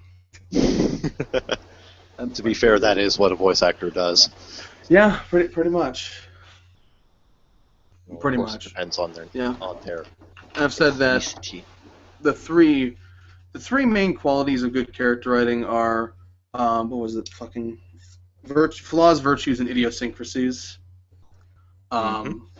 Virtues so that they can be, because there are some exceptions, but generally you need to either make a character either relatable or interesting. Yeah. A lot of people stress the relatability angle. I'm like, that limits you too much because most people are boring. Like with Kurapika, he's not terribly relatable, but damn, is he fascinating. Yeah, he's so fascinating that everyone rips him off. Yeah, go figure. Yep. Yeah, like being interesting is more important than being relatable. I mean, unless you're trying to sell your story to like a massive audience, I guess. In that case, Yeah. sure, just cast Joe Schmo Everyman. But That's a lot of fish. That is a lot of fish. But yeah, like I think that's important. And then flaws. So again, it's again building the interest. It's either building relatability or interest, depending on what direction you take it in. I tend to go in a more not fantastical, but a more bizarre direction with my characters. So they tend to have more understandable but not common problems. You know. Yeah, for me, I write who I know, and what I know best is me. So a little bit of myself goes into every character whom I write for. Yeah. Like, I would love to say that, but then I'd admit to being really asshole-ish. So. Well, so I never really say that. I'm kind of a nice guy, so just tend to have like hidden hearts of gold and stuff like that. Yeah. And that in itself is fairly intriguing. It depends on how you present it. Yeah. Like I tend to write male leads with a lot of like not what's the word? Some sort of mental stress or anxiety, because that's just what I know. Yeah. Yeah. And I also feel like it's kind of important, because I think mental health of young males is often grossly not represented, under focused on. Yeah. Yeah. Yeah. It doesn't get a lot of recognition in the public eye. Yeah, if you're a woman, oh poor baby. If you're a guy, tough it up and deal with it. Yeah. That in itself is a problem. Yeah, and I always like about writing for gender. I always like to include that whenever appropriate. Something I've really become interested in is how there are different ways to write children. Because children is a bit of a tricky subject in writing. Yeah, because most writers are adults. Yeah. Generally, you go one of two ways when writing for children. Either you end up giving them stilted dialogue like, mommy, me poo poo, and stuff like that. Well, I mean, that's really young though. I mean, if we're talking, let's talk kids. Let's not talk toddlers. Yeah, but unfortunately, a lot of people don't really know toddlers very well, unless Yeah. you live with a toddler. It's like unless you live with like a 5-year-old, you probably don't know exactly how they talk. So in the other way, you probably just have them talk like adults and have childish actions. You know what show did that really well was fucking Rugrats, man. Rugrats was brilliant with that. Yeah, because it's like they're childish, but they also have like a thought process that makes sense. You know, like they don't seem unreasonable. You know, Yeah. it's very good at getting you into their heads. Not to mention that they have those overactive imaginations, which all children just happen to have, which is true. Yeah. Guilty as charged here. Mm-hmm. I'm sorry, but most of my time in school was spent daydreaming fantastical ideas of what if I piloted a giant robot? What if I was anywhere but here? Basically, not only Yeah. that, what if I was anywhere but here and doing cool shit at the same time? Exactly. Oh, Exactly. just real quick, one of the fantasies I always had was imagining myself as a Pokemon trainer going out and searching, and yes, this is segueing into Pokemon Go. Yeah, I never had that fantasy, but I knew kids that did. I am so down for Pokemon Go. That is my shit. I need to see what it actually looks like. If I actually decided to download Niantic's other game, Ingress, to get a feel for I've seen. I don't think that's really the same kind of thing, though. But I wanted to see what kind of technology it would be using, Yeah. and I'm actually rather impressed with it. So if anybody can do Pokemon Go correctly, it's probably Niantic. Yeah. The thing that always bugs me about Ingress is that every portal around me is like guarded by like the highest level enemies.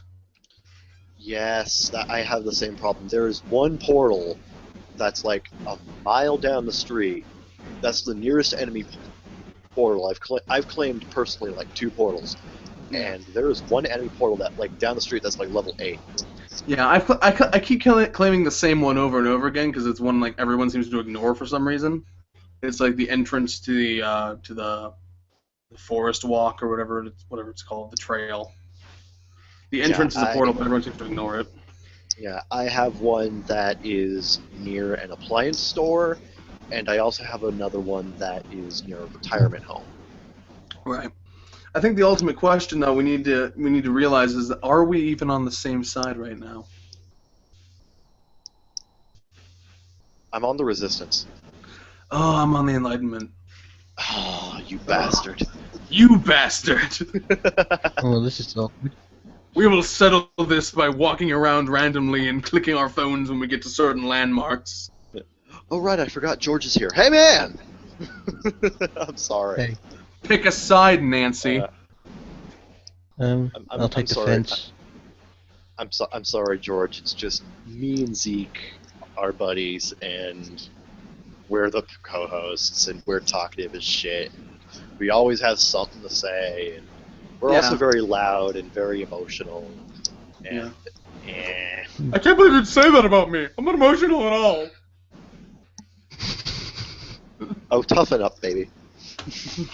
Shut up. Stop ignoring my male mental health issues. Public.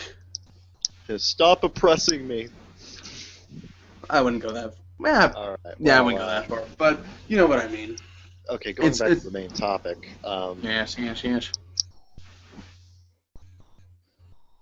Not really much to talk about anymore. Going back to the main topic, I have absolutely nothing to say. Well, No. that's true. No, but I tried to arrange, like, it's hard to talk about any of this because I feel like I'm spoiling my own stuff that nobody's ever going to read. Don't worry about it. Yeah. But anyway. What do you feel about, there's not a whole lot of examples of this. What do you feel about writing trans characters? That's a bit of a tricky subject. because if you really want to represent those characters properly, you're going to have to you're going to have to weave their situation into the plot somehow, because Yeah. because you can't just write every single person of every single gender and ethnicity the same way, Yeah. because It's a struggle because you can't just do it for no reason, but at the same time, people will get on your throat if you do it for a reason anyway. So it's like, it's not a good idea to shoehorn it in, but at the same time, it's not a good idea to ignore the subject completely. yeah. But I've always said that it's very difficult to inject because what do you do as a plot? How does that factor in? Like, I can't think of a whole lot of situations where that doesn't seem gratuitous. I've thought of one, and I'm going to use it someday. But even that idea, I feel, is going to tick people off. I think in a lot of ways, I think probably the most interesting way to do that would have to be a bit of journey into the psyche. Do a bit of a Sandman style story, where you're going into people's dreams and seeing who they are inside and that sort of thing. I think that'd probably be the most interesting way to really focus on a transgendered So what you're character saying in is, a story. what you're saying is do a character study and not have that much of a plot. Sounds like a bit like Persona. I'm not saying that's the only way to do it, but that's really the most interesting way I can think of to do it. Yeah, yeah. Well, for me, it gets a little difficult because it's like whatever the target gender is going to probably be how you'd write them for the most part. So then it becomes, well, how is it any different? And the answer is, from a writer's standpoint, it probably isn't all that different. So why do it? You know. I think a lot of these people who I hate to turn this into an SJW forum, but that's what it is. So let's do it. But I think a lot of these people who clamor for trans acceptance and trans representation don't really understand. Those are two different things. Those are two different things. The people who really, I think the people who really clamor for the sort of representation that they're looking for don't quite understand how writing works and how to create a good story and weave the characters into it in a believable fashion, because trans people, I'm sorry, they're kind of weird. So you're going to have to bring it up in the story in some form, and you can't just plop them in there and not mention it, because that's putting an elephant into the room. Yeah, I mean, like forgetting SJWs for a moment, because they're never going to be satisfied with anything. But even just from a writer's standpoint, it just seems like unless there's a reason for it, and there aren't many reasons for it, then it's kind of not. It's just making your job harder for no reason. Yeah, it's kind of similar. It's kind of similar to. I don't know. I was going to say. Never mind. Right. Because when I write black characters or characters of any ethnicity, really, I do it mostly for aesthetic reasons, where it's just like I have a design in my head, I'm like, oh, that's cool, I'll do that, and then I do it. It doesn't really affect anything. With trans, it's not really an aesthetic thing. I mean, yes, it's an aesthetic thing, but it's in terms of text on a page, it's not an aesthetic thing. So it's like. If I'd hate to do it just to have it be like a fun fact. Did you know this character used to have a penis? It's like, or used to not have one. Like this is, like if it has to boil down to just being a fun fact, like I'd rather not do that. Yeah. If it's just going to be a little trivia thing, why do it at all?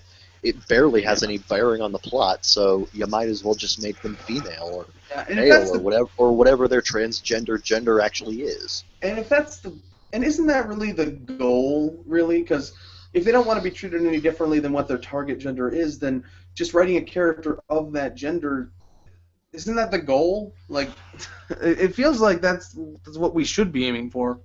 Yeah, but unfortunately, that's not what we can aim for. It's a very tricky subject when you get down to it, and there is no right or wrong answer. Yeah. Again, Yeah. these subjects have so many shades of gray involved that they all seem to blend together into this giant mess. But there's really no. But as writers, when people clamor for these characters to be represented in our fiction, Yeah. it's very difficult to really bring them in and not really bring attention to it. Representation is a dumb thing because it's like. It's basically entitlement. Yeah, it's entitlement, and it's complaining that the kind of person you are isn't making something. Well, I'm like, well, how about the kind of person you are is you. So how about you make something? You know? Yeah. Then again, That's the simplest way to- but then again, we get stuff like Revolution 30, which explains how some of that is how doing that can be a bit of a bad idea. So I don't know what that is. Can you explain that to my ears? Brianna Wu. Oh, okay. I understand everything suddenly. Well, that's the thing. Is, I keep telling these people to make their own things, and I'm like, make your own thing. I'll never touch it, but make it. Yeah, Brianna Wu was like, you know what, I'm gonna make my own thing, and it ended up being a giant piece of shit that nobody gives a shit about. I'm gonna make my own thing, and I'm gonna take a lot of people's money to do it. I mean, for one thing, I'm sorry, your characters look fugly. Oh my god, yes. I mean, those fucking stretched necks, fucking. You're trying to make your characters so that, it's like, isn't the point of making these designs so that they're more believable? These look like things that came out of H.R. Geiger's nightmares. Like, it's one of those things where it's like, it really illustrates how warped in the head they are that they find this aesthetically pleasing. It's not. It looks awful. That's not. Like, have you seen Revolution 30? Google it.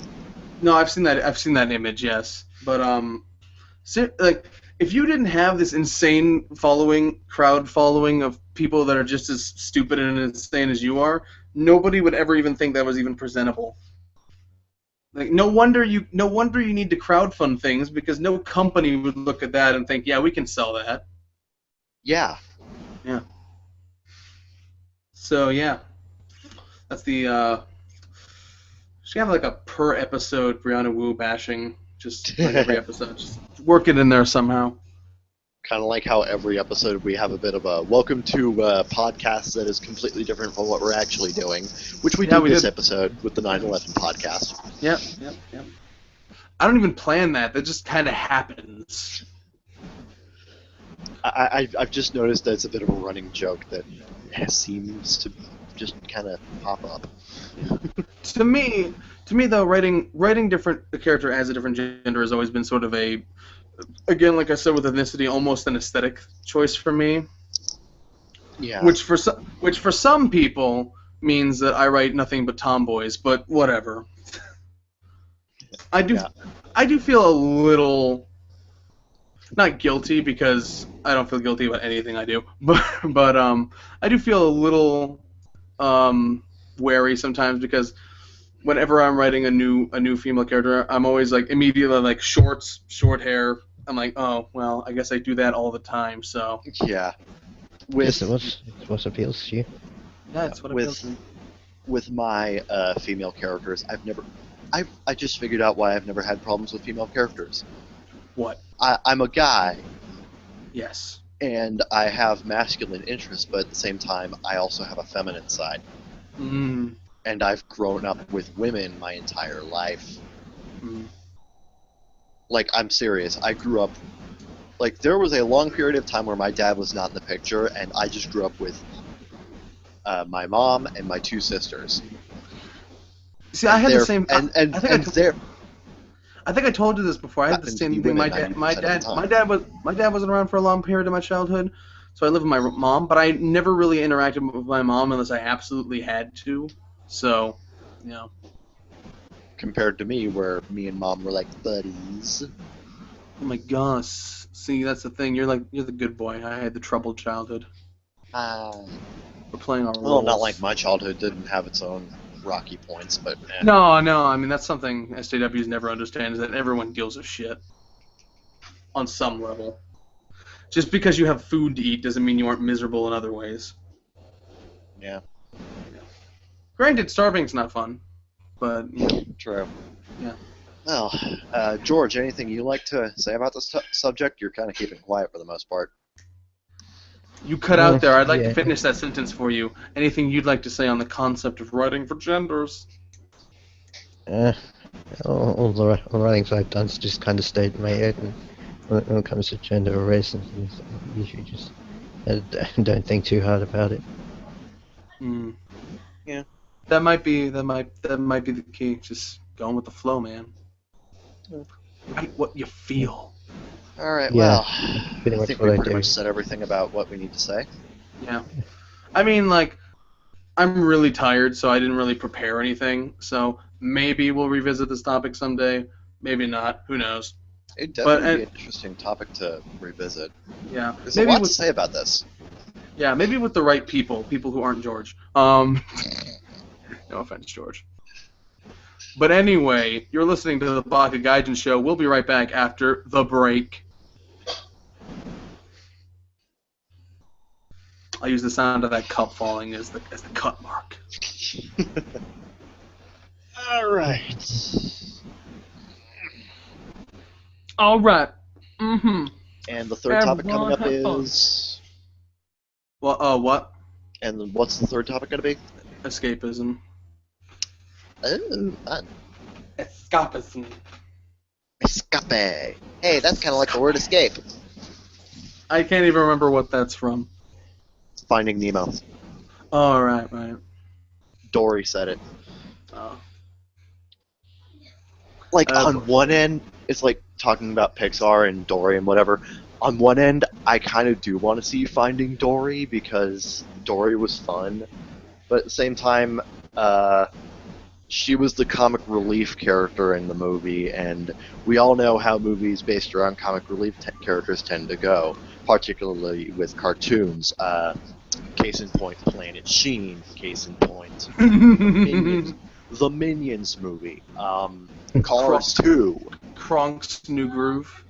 Hey, Kronk's New Groove was actually fun. Was it? True.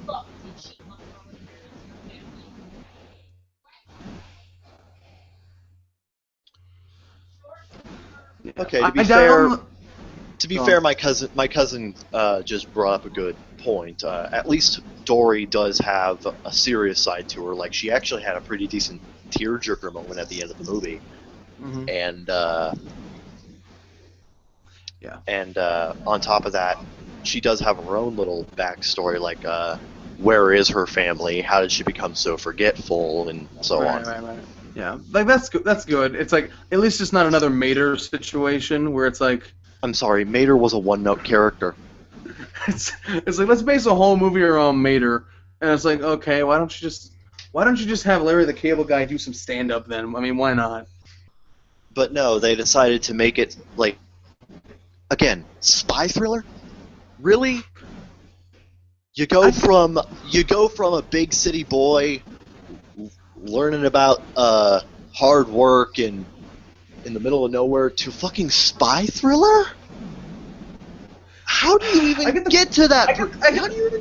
I get the feeling they just wanted to do a spy thriller film, but they didn't want to risk a new property or anything. So they're like, okay, what sequel can we make that we can turn into a spy thriller?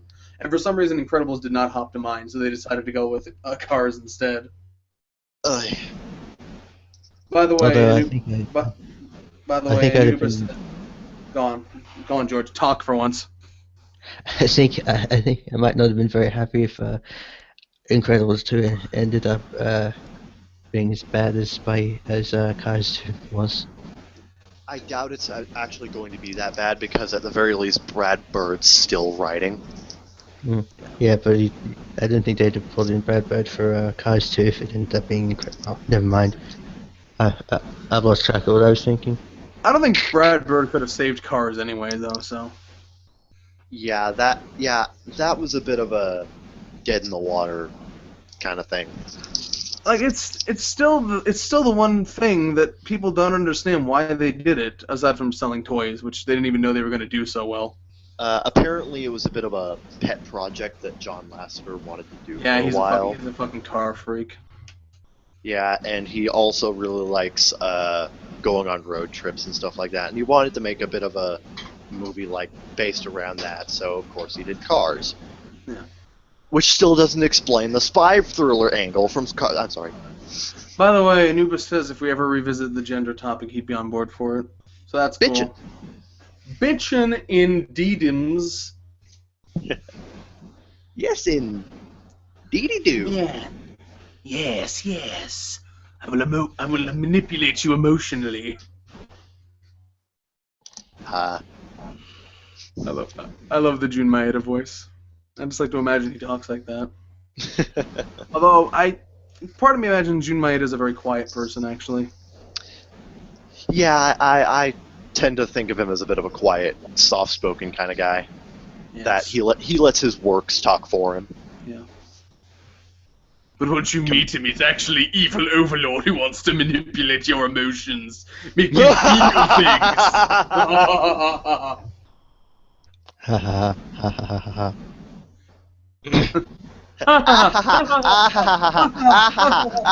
ha. There you are, protagonists. The Malefic World! The Malefic. Oh my god. I love that they wrote that movie before the Malefic cards were out, so the way he uses the cards has no bearing on how they actually play. Yeah. Like, usually they're... So wait. You've tracked us all down because a card came destroyed the world. Yes. I don't even know how it happened. Card game, boom! Everybody dead.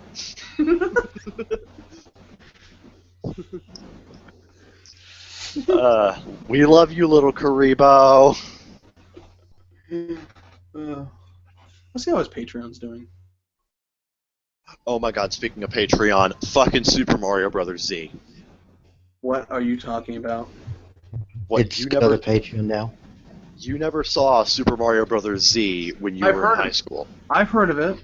I never saw it, though. Oh, that's great. I was personally crazy about that in high school. It's pretty much a crossover between Super Mario Brothers and Sonic the Hedgehog with elements of Dragon Ball Z put into the story. Like, Shadow is a bit of an XP of Vegeta. Yeah. Mecha Sonic, or as he's going to be in the reboot, Metallics, is basically Cell. Cell mixed with Frieza. Right. And he was originally going to do like 45 episodes, which with each season being about 15 episodes long. And the third story arc would basically be the Cell games. Mm-hmm. But around episode 8, he stopped doing it and canceled the series. Yeah, I heard about that, yeah. But he's actually coming... But Alvin Earthworm, the creator, is coming back to remake the series from the ground up with new animation. He's going to tweak the dialogue, rewrite a couple of the characters, make the whole thing more consistent. There was one episode, I believe episode 6, which was based in the Minus world of Super Mario Brothers, that is going to be completely cut out because he felt it was too long and too slow and didn't really contribute much to the plot. Mm-hmm. It was basically filler. Yeah. So, I mean, true to Dragon Ball fashion, though. I mean, he's going to cut that one out. This is essentially going to be Super Mario Brothers Z Kai. Yeah. Yeah, I was about to say that. Then again, I was about to say a lot of stuff, but... Although Yeah, the Z's not even part of the title, though. Yeah, unless you're an American, but unless you're watching the Nicktoons or Adult Swim. I don't watch either. Probably because I'm not in the right country. But Right. yeah. Fuck that is. But yeah, and Alvin Earthworm set up a Patreon saying, I'm not saying that you guys need to... I'm not doing an ultimatum. I'm going to be doing this episodes. I'm going to be contributing most of my time making these new episodes. What? But Wasn't he very, very adamant about the fact that he was never going to do it again, though? for a while he was, but he began toying with the idea sometime around 2013. And just this past, like 2 weeks ago, he said, "Hey guys, guess what I'm doing?" Yeah. And he said, and he's set up his Patreon kind of in the same way that the guys at Dragon Ball, kind of like the guys at Team 4-Star set up their Patreon. The Patreon is mostly to help with his personal finances, and so he can live off of it while he does the material. And oh yeah, he's definitely going to be able to work off of this because he is currently getting $1,500 per episode. People fucking want Super Mario Brothers Z very, very badly. Like I always find it interesting when someone makes such a dramatic statement like that, like I am never touching this again, and then they come back years later. It's like, actually, you know, It's like Akira Toriyama and Dragon Ball Z and all those things that do a farewell tour and then come back a couple of years later. it wasn't a couple years though. That was like a while. I think the only reason Toriyama came back to Dragon Ball is because we went into a bit of an old is new phase, and Dragon Ball became in vogue again.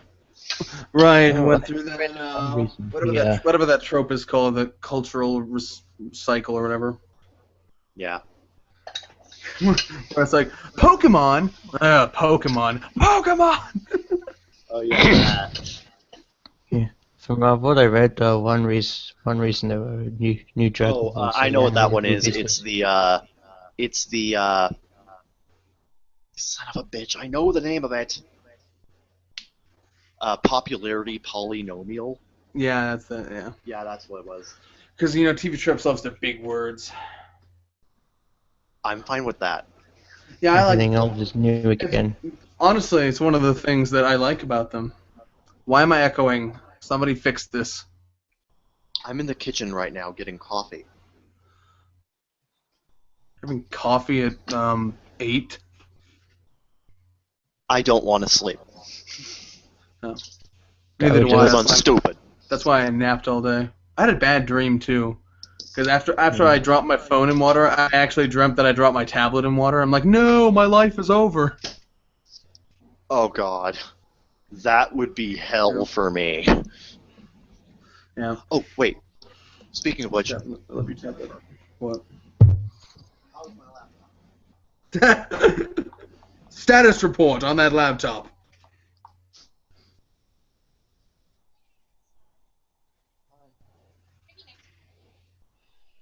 Alright, never mind. False alarm. I mentioned that that my sister went and visited her boyfriend for about a week up in Oregon. And, well, apparently he works with computers, and I sent my laptop with my sister with the intention of having him look at my laptop, and apparently they were having so much sex that they completely forgot about my laptop entirely. Right.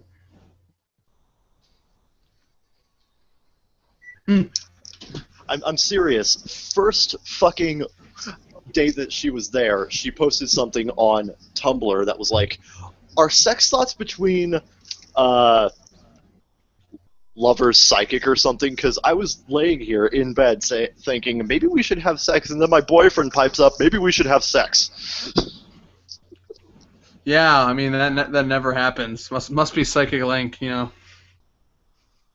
Can't possibly be that two people in a room would ever want to have sex with each other at the same time. Especially if they're lovers or something. Yeah, that never happens. Gotta be something mystical. The only reason I piped up and said so much sex is because she was in the other room. She laughed. That happens. That I very much heard. happens. I mean, I heard her Alright. laughing. I didn't hear Third- anything else. Okay. Third topic. What's our final topic? Escapism, but I gotta use the bathroom in a sec. You gotta escape to the bathroom.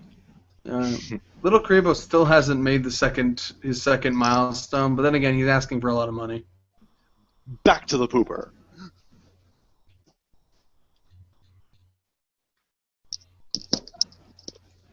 I'm just gonna put milk in my coffee and sugar and shit. Yeah. I'm gonna use the bathroom, right back.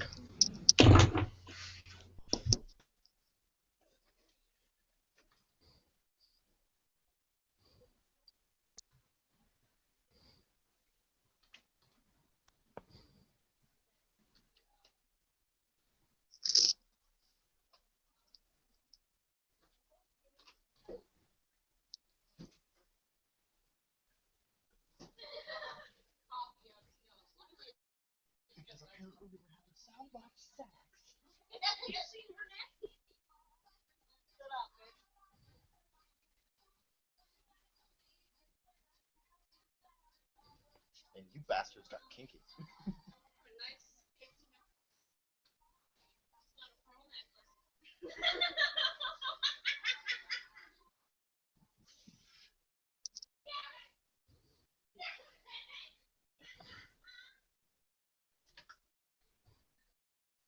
Oy vey. My family.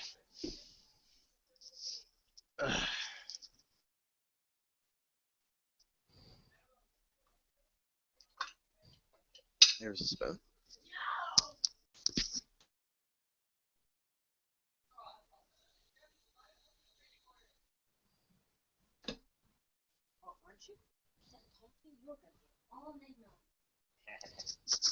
Welcome to the Coffee Podcast, where the only god is Folgers. I said, welcome to the Coffee Podcast, where the only god is Folgers.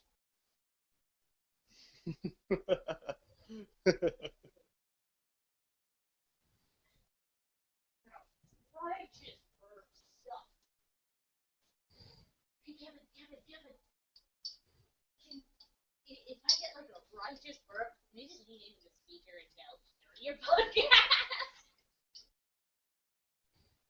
How about well, I belched the word anime.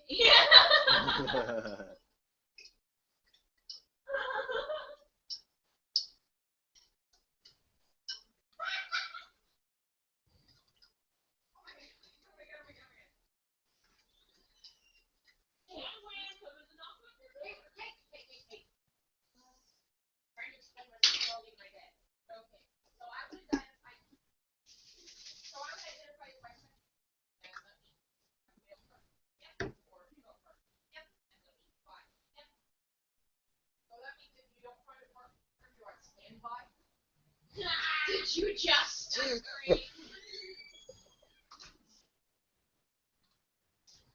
That's pretty great. Are we back yet? Don't think so. Apparently not. Okay. I think Zeke would specifically say, "Okay, I'm back," because he does that. I gotta get back to playing more Smash Brothers on my 3DS. Ugh. I just gotta play more Smash Brothers. Seems any time I do is when there's lots of stuff to download, like stages or characters. There's code. Speaking of which, who do you want in Smash Brothers? Shantae. Yeah, that'd be nice. I really think Shantae has got a great chance at getting in Smash Brothers. I'd love to see Gunvolt get in.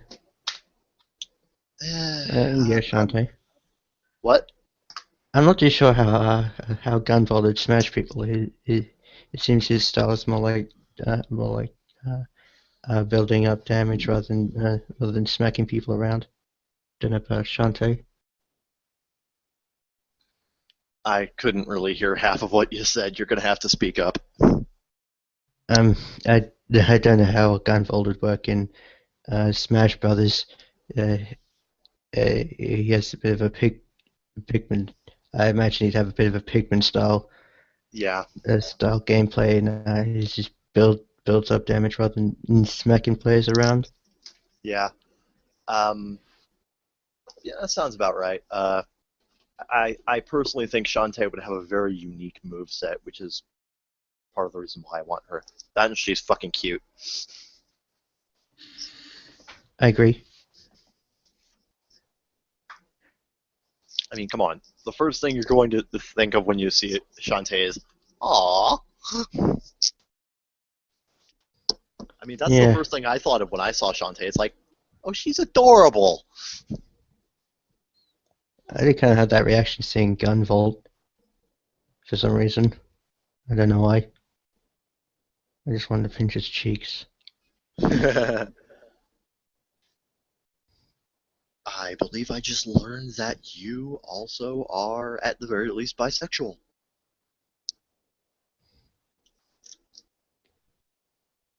Possibly. I am the only straight person. Do you feel oppressed? I'm being repressed. I said, oh, never mind.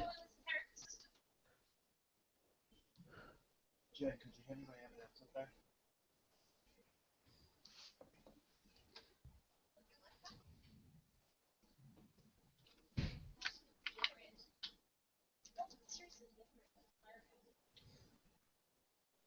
What's up, my nigglets? Give me a sec. Okay. We're talking about characters that might get into Smash. Hmm.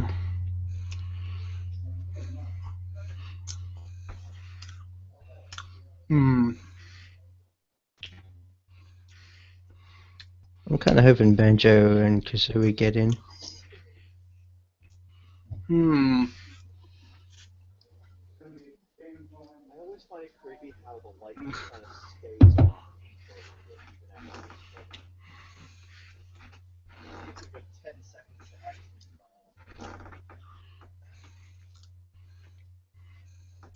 Hold on, guys. Let me just get my headphones back on so I can hear you.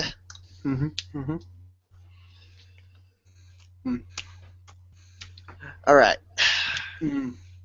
Ready to go. Just eating a sandwich here. Welcome back to the Sandwich Podcast, Episode 2. Call back! Sandwich Podcast 2, the sandwiching. The breadening.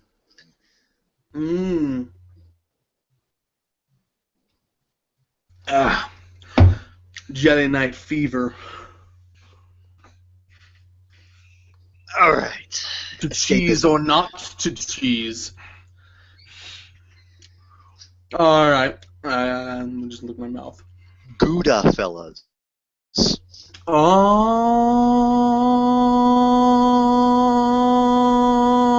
that's good. For a moment there, I thought you broke. No, you'd know it. Anyway. Anyway, we're going to be going back in 3, 2, 1. Welcome back to the Baka Gaijin Show. In this third and final topic, we're going to be talking about the concept and perception of escapism. Escape. Escape. Well, if I saw that online, something to go by. Escapist shows about escapism don't really go down well with critics with quotes around them. Yeah. Yes. All these critics are always looking for the new deep movie.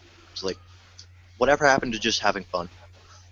Looking for the new thing that can show their parents and be like, isn't this thing I spend my life on impressive? Are you impressed? Please love me.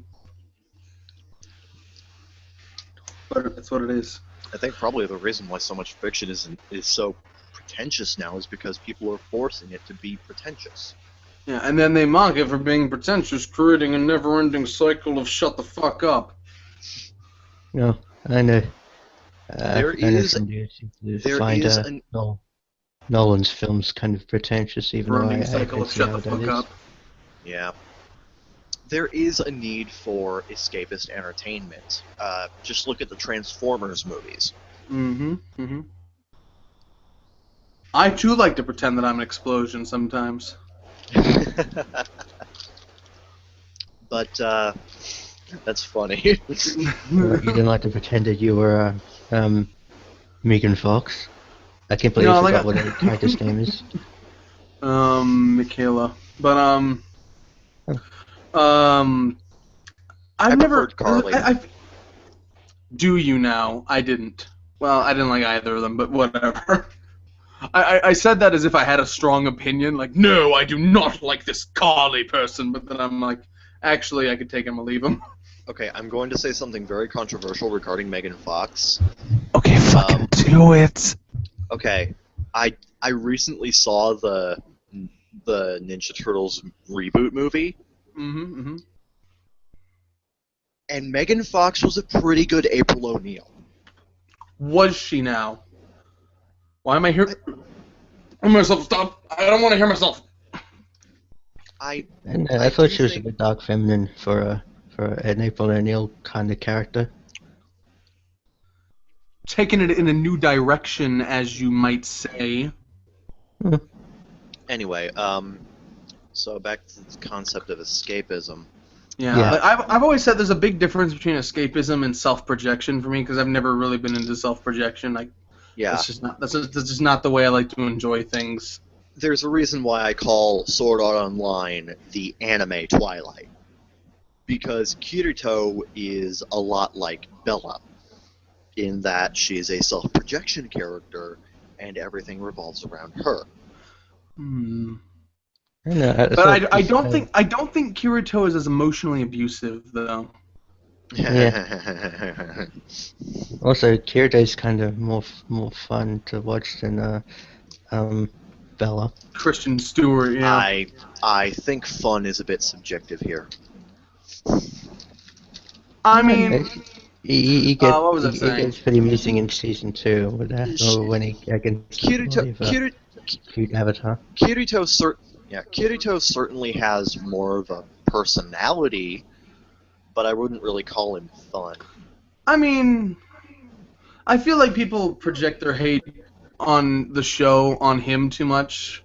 Like, Like, he's not the only problem with the show.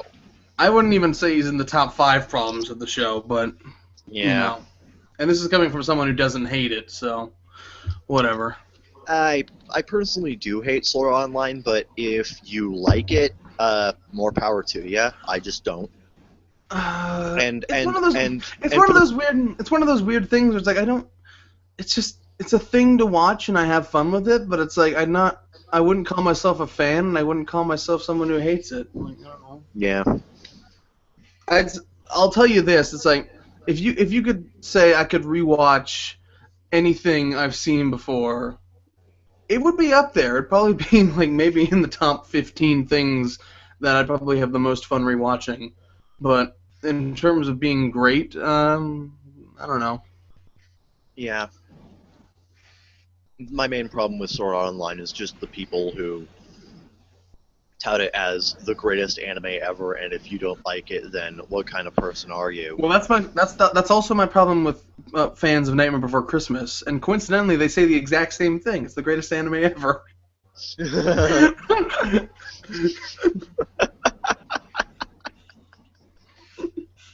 Have you been to DeviantArt in the past 15 years? Oh my However god. long it's been around. I hate the new logo. What the fuck is that supposed to be? It's like a weird vine-looking motherfucker. I don't even know. It looks neither like a D nor an A. It looks vaguely like an A, but no. It looks kind of deviant. It looks like someone. What is it? It looks like somebody tried to set up a game of tic-tac-toe and gave up. Yeah, I gotta look at it one second. DeviantArt. Maybe that's the point. Maybe it's so deviant that it rejects the notion that the logo has to reflect the site it represents. Maybe Does it not? Maybe. Does it not look like somebody started up a game of tic-tac-toe, or at least they were trying to set it up, and then said, fuck it? It looks like a two-way staircase almost, like the beginning of it, or like. Hold on, let me look at it sideways. I don't know what it's supposed to be. The fuck is that? Anyway, again, maybe it's the deviant is the part. It's not supposed to conform to our preconceived notions of what art is supposed to be. So maybe it's like a huge meta statement. And to be fair, art is very subjective. Yeah. I'm just saying that in terms of representing your company, not a very efficient logo, because, I mean, Yeah. it's not even super memorable. Unlike the original DA logo. Am I the only one getting tired of this sort of flat, solid color look everything has now? No, you're not. I hate it too. At first Fuck I liked you, Google. but then everyone started doing it, and that's my problem, is that I usually like something until everyone starts doing it, and then I'm just like, Yeah. Stop! No! That's probably why I'm so pissed off with young adult fiction these days. The YA. I've not touched that realm in many a moon. Again, Ever since Maze New Moon. Runner. No. Oh, you don't Shame on you. You don't like Maze Runner? Someone doesn't like Maze Runner. Anyway. I mean, yeah. I mean, all art is derivative, but that doesn't mean you don't have to try. I mean, so anyway, back to escape. Anything can be escapism. I feel like people label things as escapism just because they have certain elements to them, but anything can be escapism, you know. I don't know. I don't see how Grave of the Fireflies could be escapist.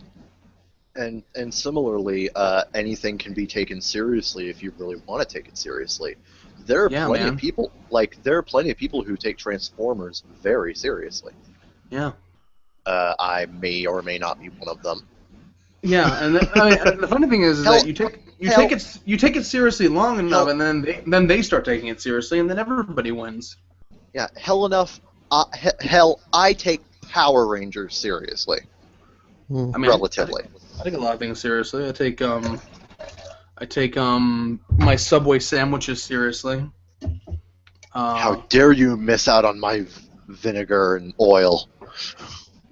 I did not order this pickle. I don't know why that was funny. No. I don't know why that was funny. I take Yu-Gi-Oh pretty seriously, but I'm far from the only one who does that. Yeah, that's kind of been a thing for a number of years now. Yeah. The weirdest thing to me is that the people who take Sonic seriously are insane. Yeah, Sonic's kind of lost that edge to me, because... It's like one of those things. It's like when that Dream Collection came out, I'm like, this is brilliant, because I'm like, this is like the mind of one of those diehard Sonic people. Like this is their mind. Yeah. I think. You know. Yeah. You know, and that's why as With much the whole as I have Sonic scene creator. Yeah, like as much as that fucking thing just gave me nightmares, like it's a perfect look into this bizarre subculture. I'm sorry, but with Sonic the Hedgehog... Yes, I just called Sonic the Hedgehog a subculture. Get over it. It is. It is, I know. I'm just saying someone out there is chuckling. It's just, I'm sorry, with Sonic the Hedgehog, I lost my ability to take you seriously the moment you had a princess kiss an animal. Oh, right. 06. I'm sorry, Sonic 06 completely destroyed any and all chance I had at taking Sonic seriously anymore. Wow. You lasted a long time then. I had trouble with Shadow the Hedgehog, but I was able to make it through okay. Gotta kill the president. I gotta shoot the president! I love how the president has a picture of Shadow and Sonic on his desk. Kind of like I personally really like what was his name? Brutal Moose's review of Shadow the Hedgehog. Have you ever thought that maybe the president looks at the picture on his desk and says, "Oh, crap, which one is Sonic again?"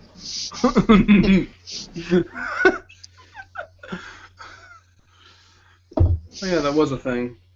Yeah. Is that always a thing? I just remember in Sonic X that was a thing. Yeah. Oh no, wait, no. Pro Jared made that joke. I'm sorry. Yeah. I'm sorry. Pro Jared made that joke. Don't go accrediting Pro Jared's jokes to some random schmoho. Pro Jared's pretty brilliant, though. Yeah, schmoho. Accent on the O.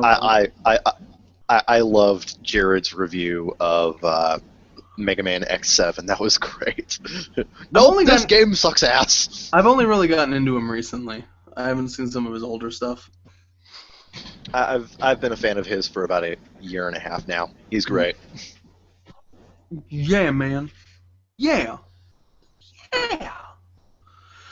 I think the only reason I'm going to be checking out that new Game Shakers thing on Nickelodeon is because Pro Jared cameos in the first episode. What the fuck is Game Shakers? Some new Nickelodeon show from Dan Schneider about these kids. It's the new iCarly then. Yeah. About these kids who make video games. My brother was telling me this, yeah. And it stars Go Kel from Keenan and Kel.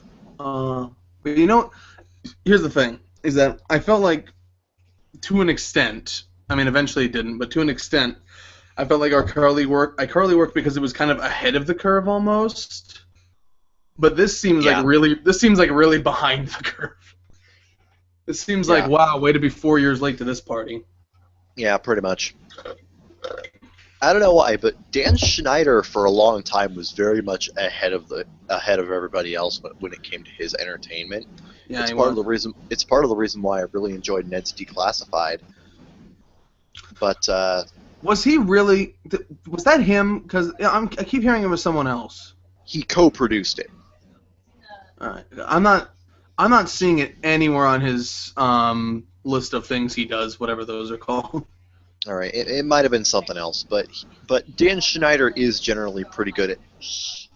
Like, okay, here are the list of things he did. All That, Keenan and Kel, Guys Like Us, Amanda Show, What I Like About You, Drake and Josh, Zoe 101, iCarly, Victoria, Sam and Cat, Henry Danger, and then Game Shakers.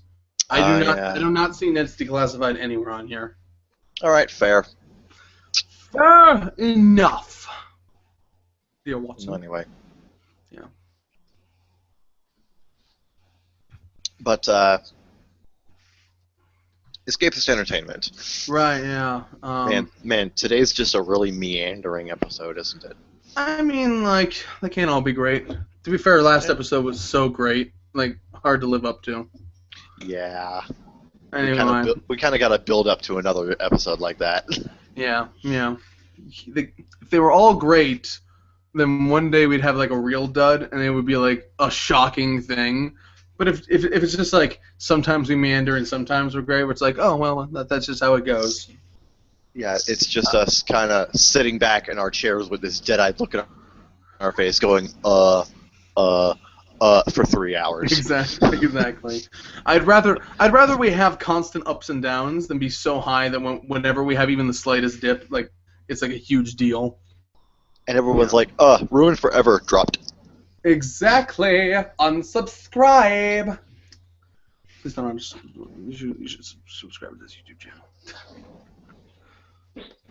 By the way, Anubis, I know you're listening. Can we get like an ETA on that page of ours? Seriously, I got a couple of friends who are waiting for the MP3 versions of episode 1. Mm-hmm. Yep. And I want to actually work on the next ones because I was like, well, the page's not up yet, so why should I even bother working on them? But I should probably get around to doing that. Yeah. Open up that audacity. Have the audacity to audit. That joke didn't work. Auditory edits. Yes. They kind of go away from you. Yeah. Dan Schneider's old. He's almost 50. Yikes. I don't know why. Go ahead. And yet he's still hip with the kids. Exactly. Memphis, born and raised. In the playground is where he spent most of his days. He went to Harvard for only one semester, dropped out, made children's programming. He also had a career in repairing computers, apparently. Anyway. Which explains how he knew what iCarly was going to be like. Yeah. One day there will be people making content on the internet. One day computers will only take up half a room. I love that. That's terrible. How could you even say that? That's impossible. I love that. It's a technological impossibility. I love some of those old college humor videos. Yeah. Not that they're bad these days, I'm just saying. You know what video from way back when? Sorry. You know what website from way back when is still fun to watch, fun to read even now? E-Mom's World? Correct. No. Sometimes, I guess. I still read cracked articles from time to time. They've gotten so SJW, though, lately. I've been staying away from those. I'm mostly focusing on the stuff like actors who went insane playing their roles or something like that. Oh yeah. Those top lists are usually fine, but I don't know. Those are the ones I really focus on. Yeah. Not really a whole lot to say. No. Maybe this is the whole point, is that we say we're going to talk about escapist entertainment, so we spend the whole time escaping the topic. It's apt. Anubis says Monday at the latest. Cool. Awesome. Cool beans. At So, long last. So yeah, I feel like it's almost like half and half, and I feel like us having this conversation is almost useless, because it's like, again, it's like the reason I didn't watch Shimonetta. It's like preaching to the choir here. It's like we know the value of escapism, and we know why we do it and whatnot. And then there's a bunch of people who don't get it and mock everyone who does, and those are the kind of people that I would never invite to this podcast. So Yeah. god damn, that fucking sound hurt. I'm sorry, if you have trouble separating fiction from reality like that, you shouldn't be talking about it. I mean, I just get fed up with the people who don't even seem to want to indulge in anything. You know what I mean? It's like, what do you do? You know? Yeah. Like people is like, oh, I don't care about things that aren't real. It's like, well, what do you do? Because there's too much time in your life to always focus on things that are real. Yeah. You know? And if you really don't have any time to do that, then I wonder what you do, or I wonder how fucking busy are you? Yeah. You know?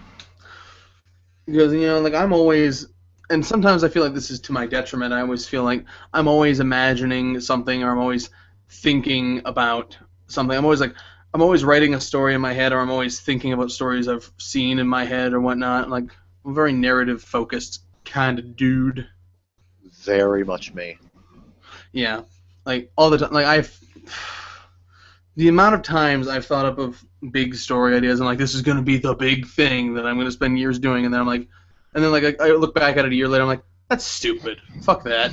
And then I do something else that's like, Yeah, in that manner, I kind of envy my cousin, because she has been working on this one story since she was like 15, like 14, 15, and she's still working on it at age 21. She's got some crazy dedication to this story, so I gotta applaud her on that one. Ah, God, what the fuck is making that noise? It really hurts. But yeah, it's just like this loud, like electronic cut. It's like, ah.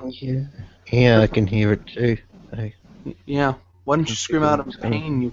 Jeez, don't make me alone in this. Next time you feel that, just scream out in pain for me. Anyway. Yeah, I mean, I've been writing the current story I've been writing for 2.5 years, I think, maybe a little more. Yeah, I mean, I pace myself. I'm just like if I've written one chapter for the month, I'm just like, okay, I'm done. I'm just gonna do whatever until next month. But Yeah, and the weirdest thing for me is cutting back on the ambition of it, especially on individual projects, because it's like I always have like grand, sweeping ideas, and like this is gonna be such an epic saga, and then it's like, Yes. I'm gonna sort of tone those down to the elements that work, and I'm just gonna like at some like I think it's good to start with those big ideas, but I think in the process of writing, you really start to trim the fat and be like, okay, what realistically can I accomplish with this? Yeah. So, and that's what I've done. Like, I think an excellent example of that would probably be when Hayao Miyazaki was directing the Castle of Cagliostro, and he had all these big ideas for the movie about how Zenigata was going to do this, like, a bombing run on Cagliostro or something. yeah. And he had to actually trim it back and focus more on the wedding plot line of the movie.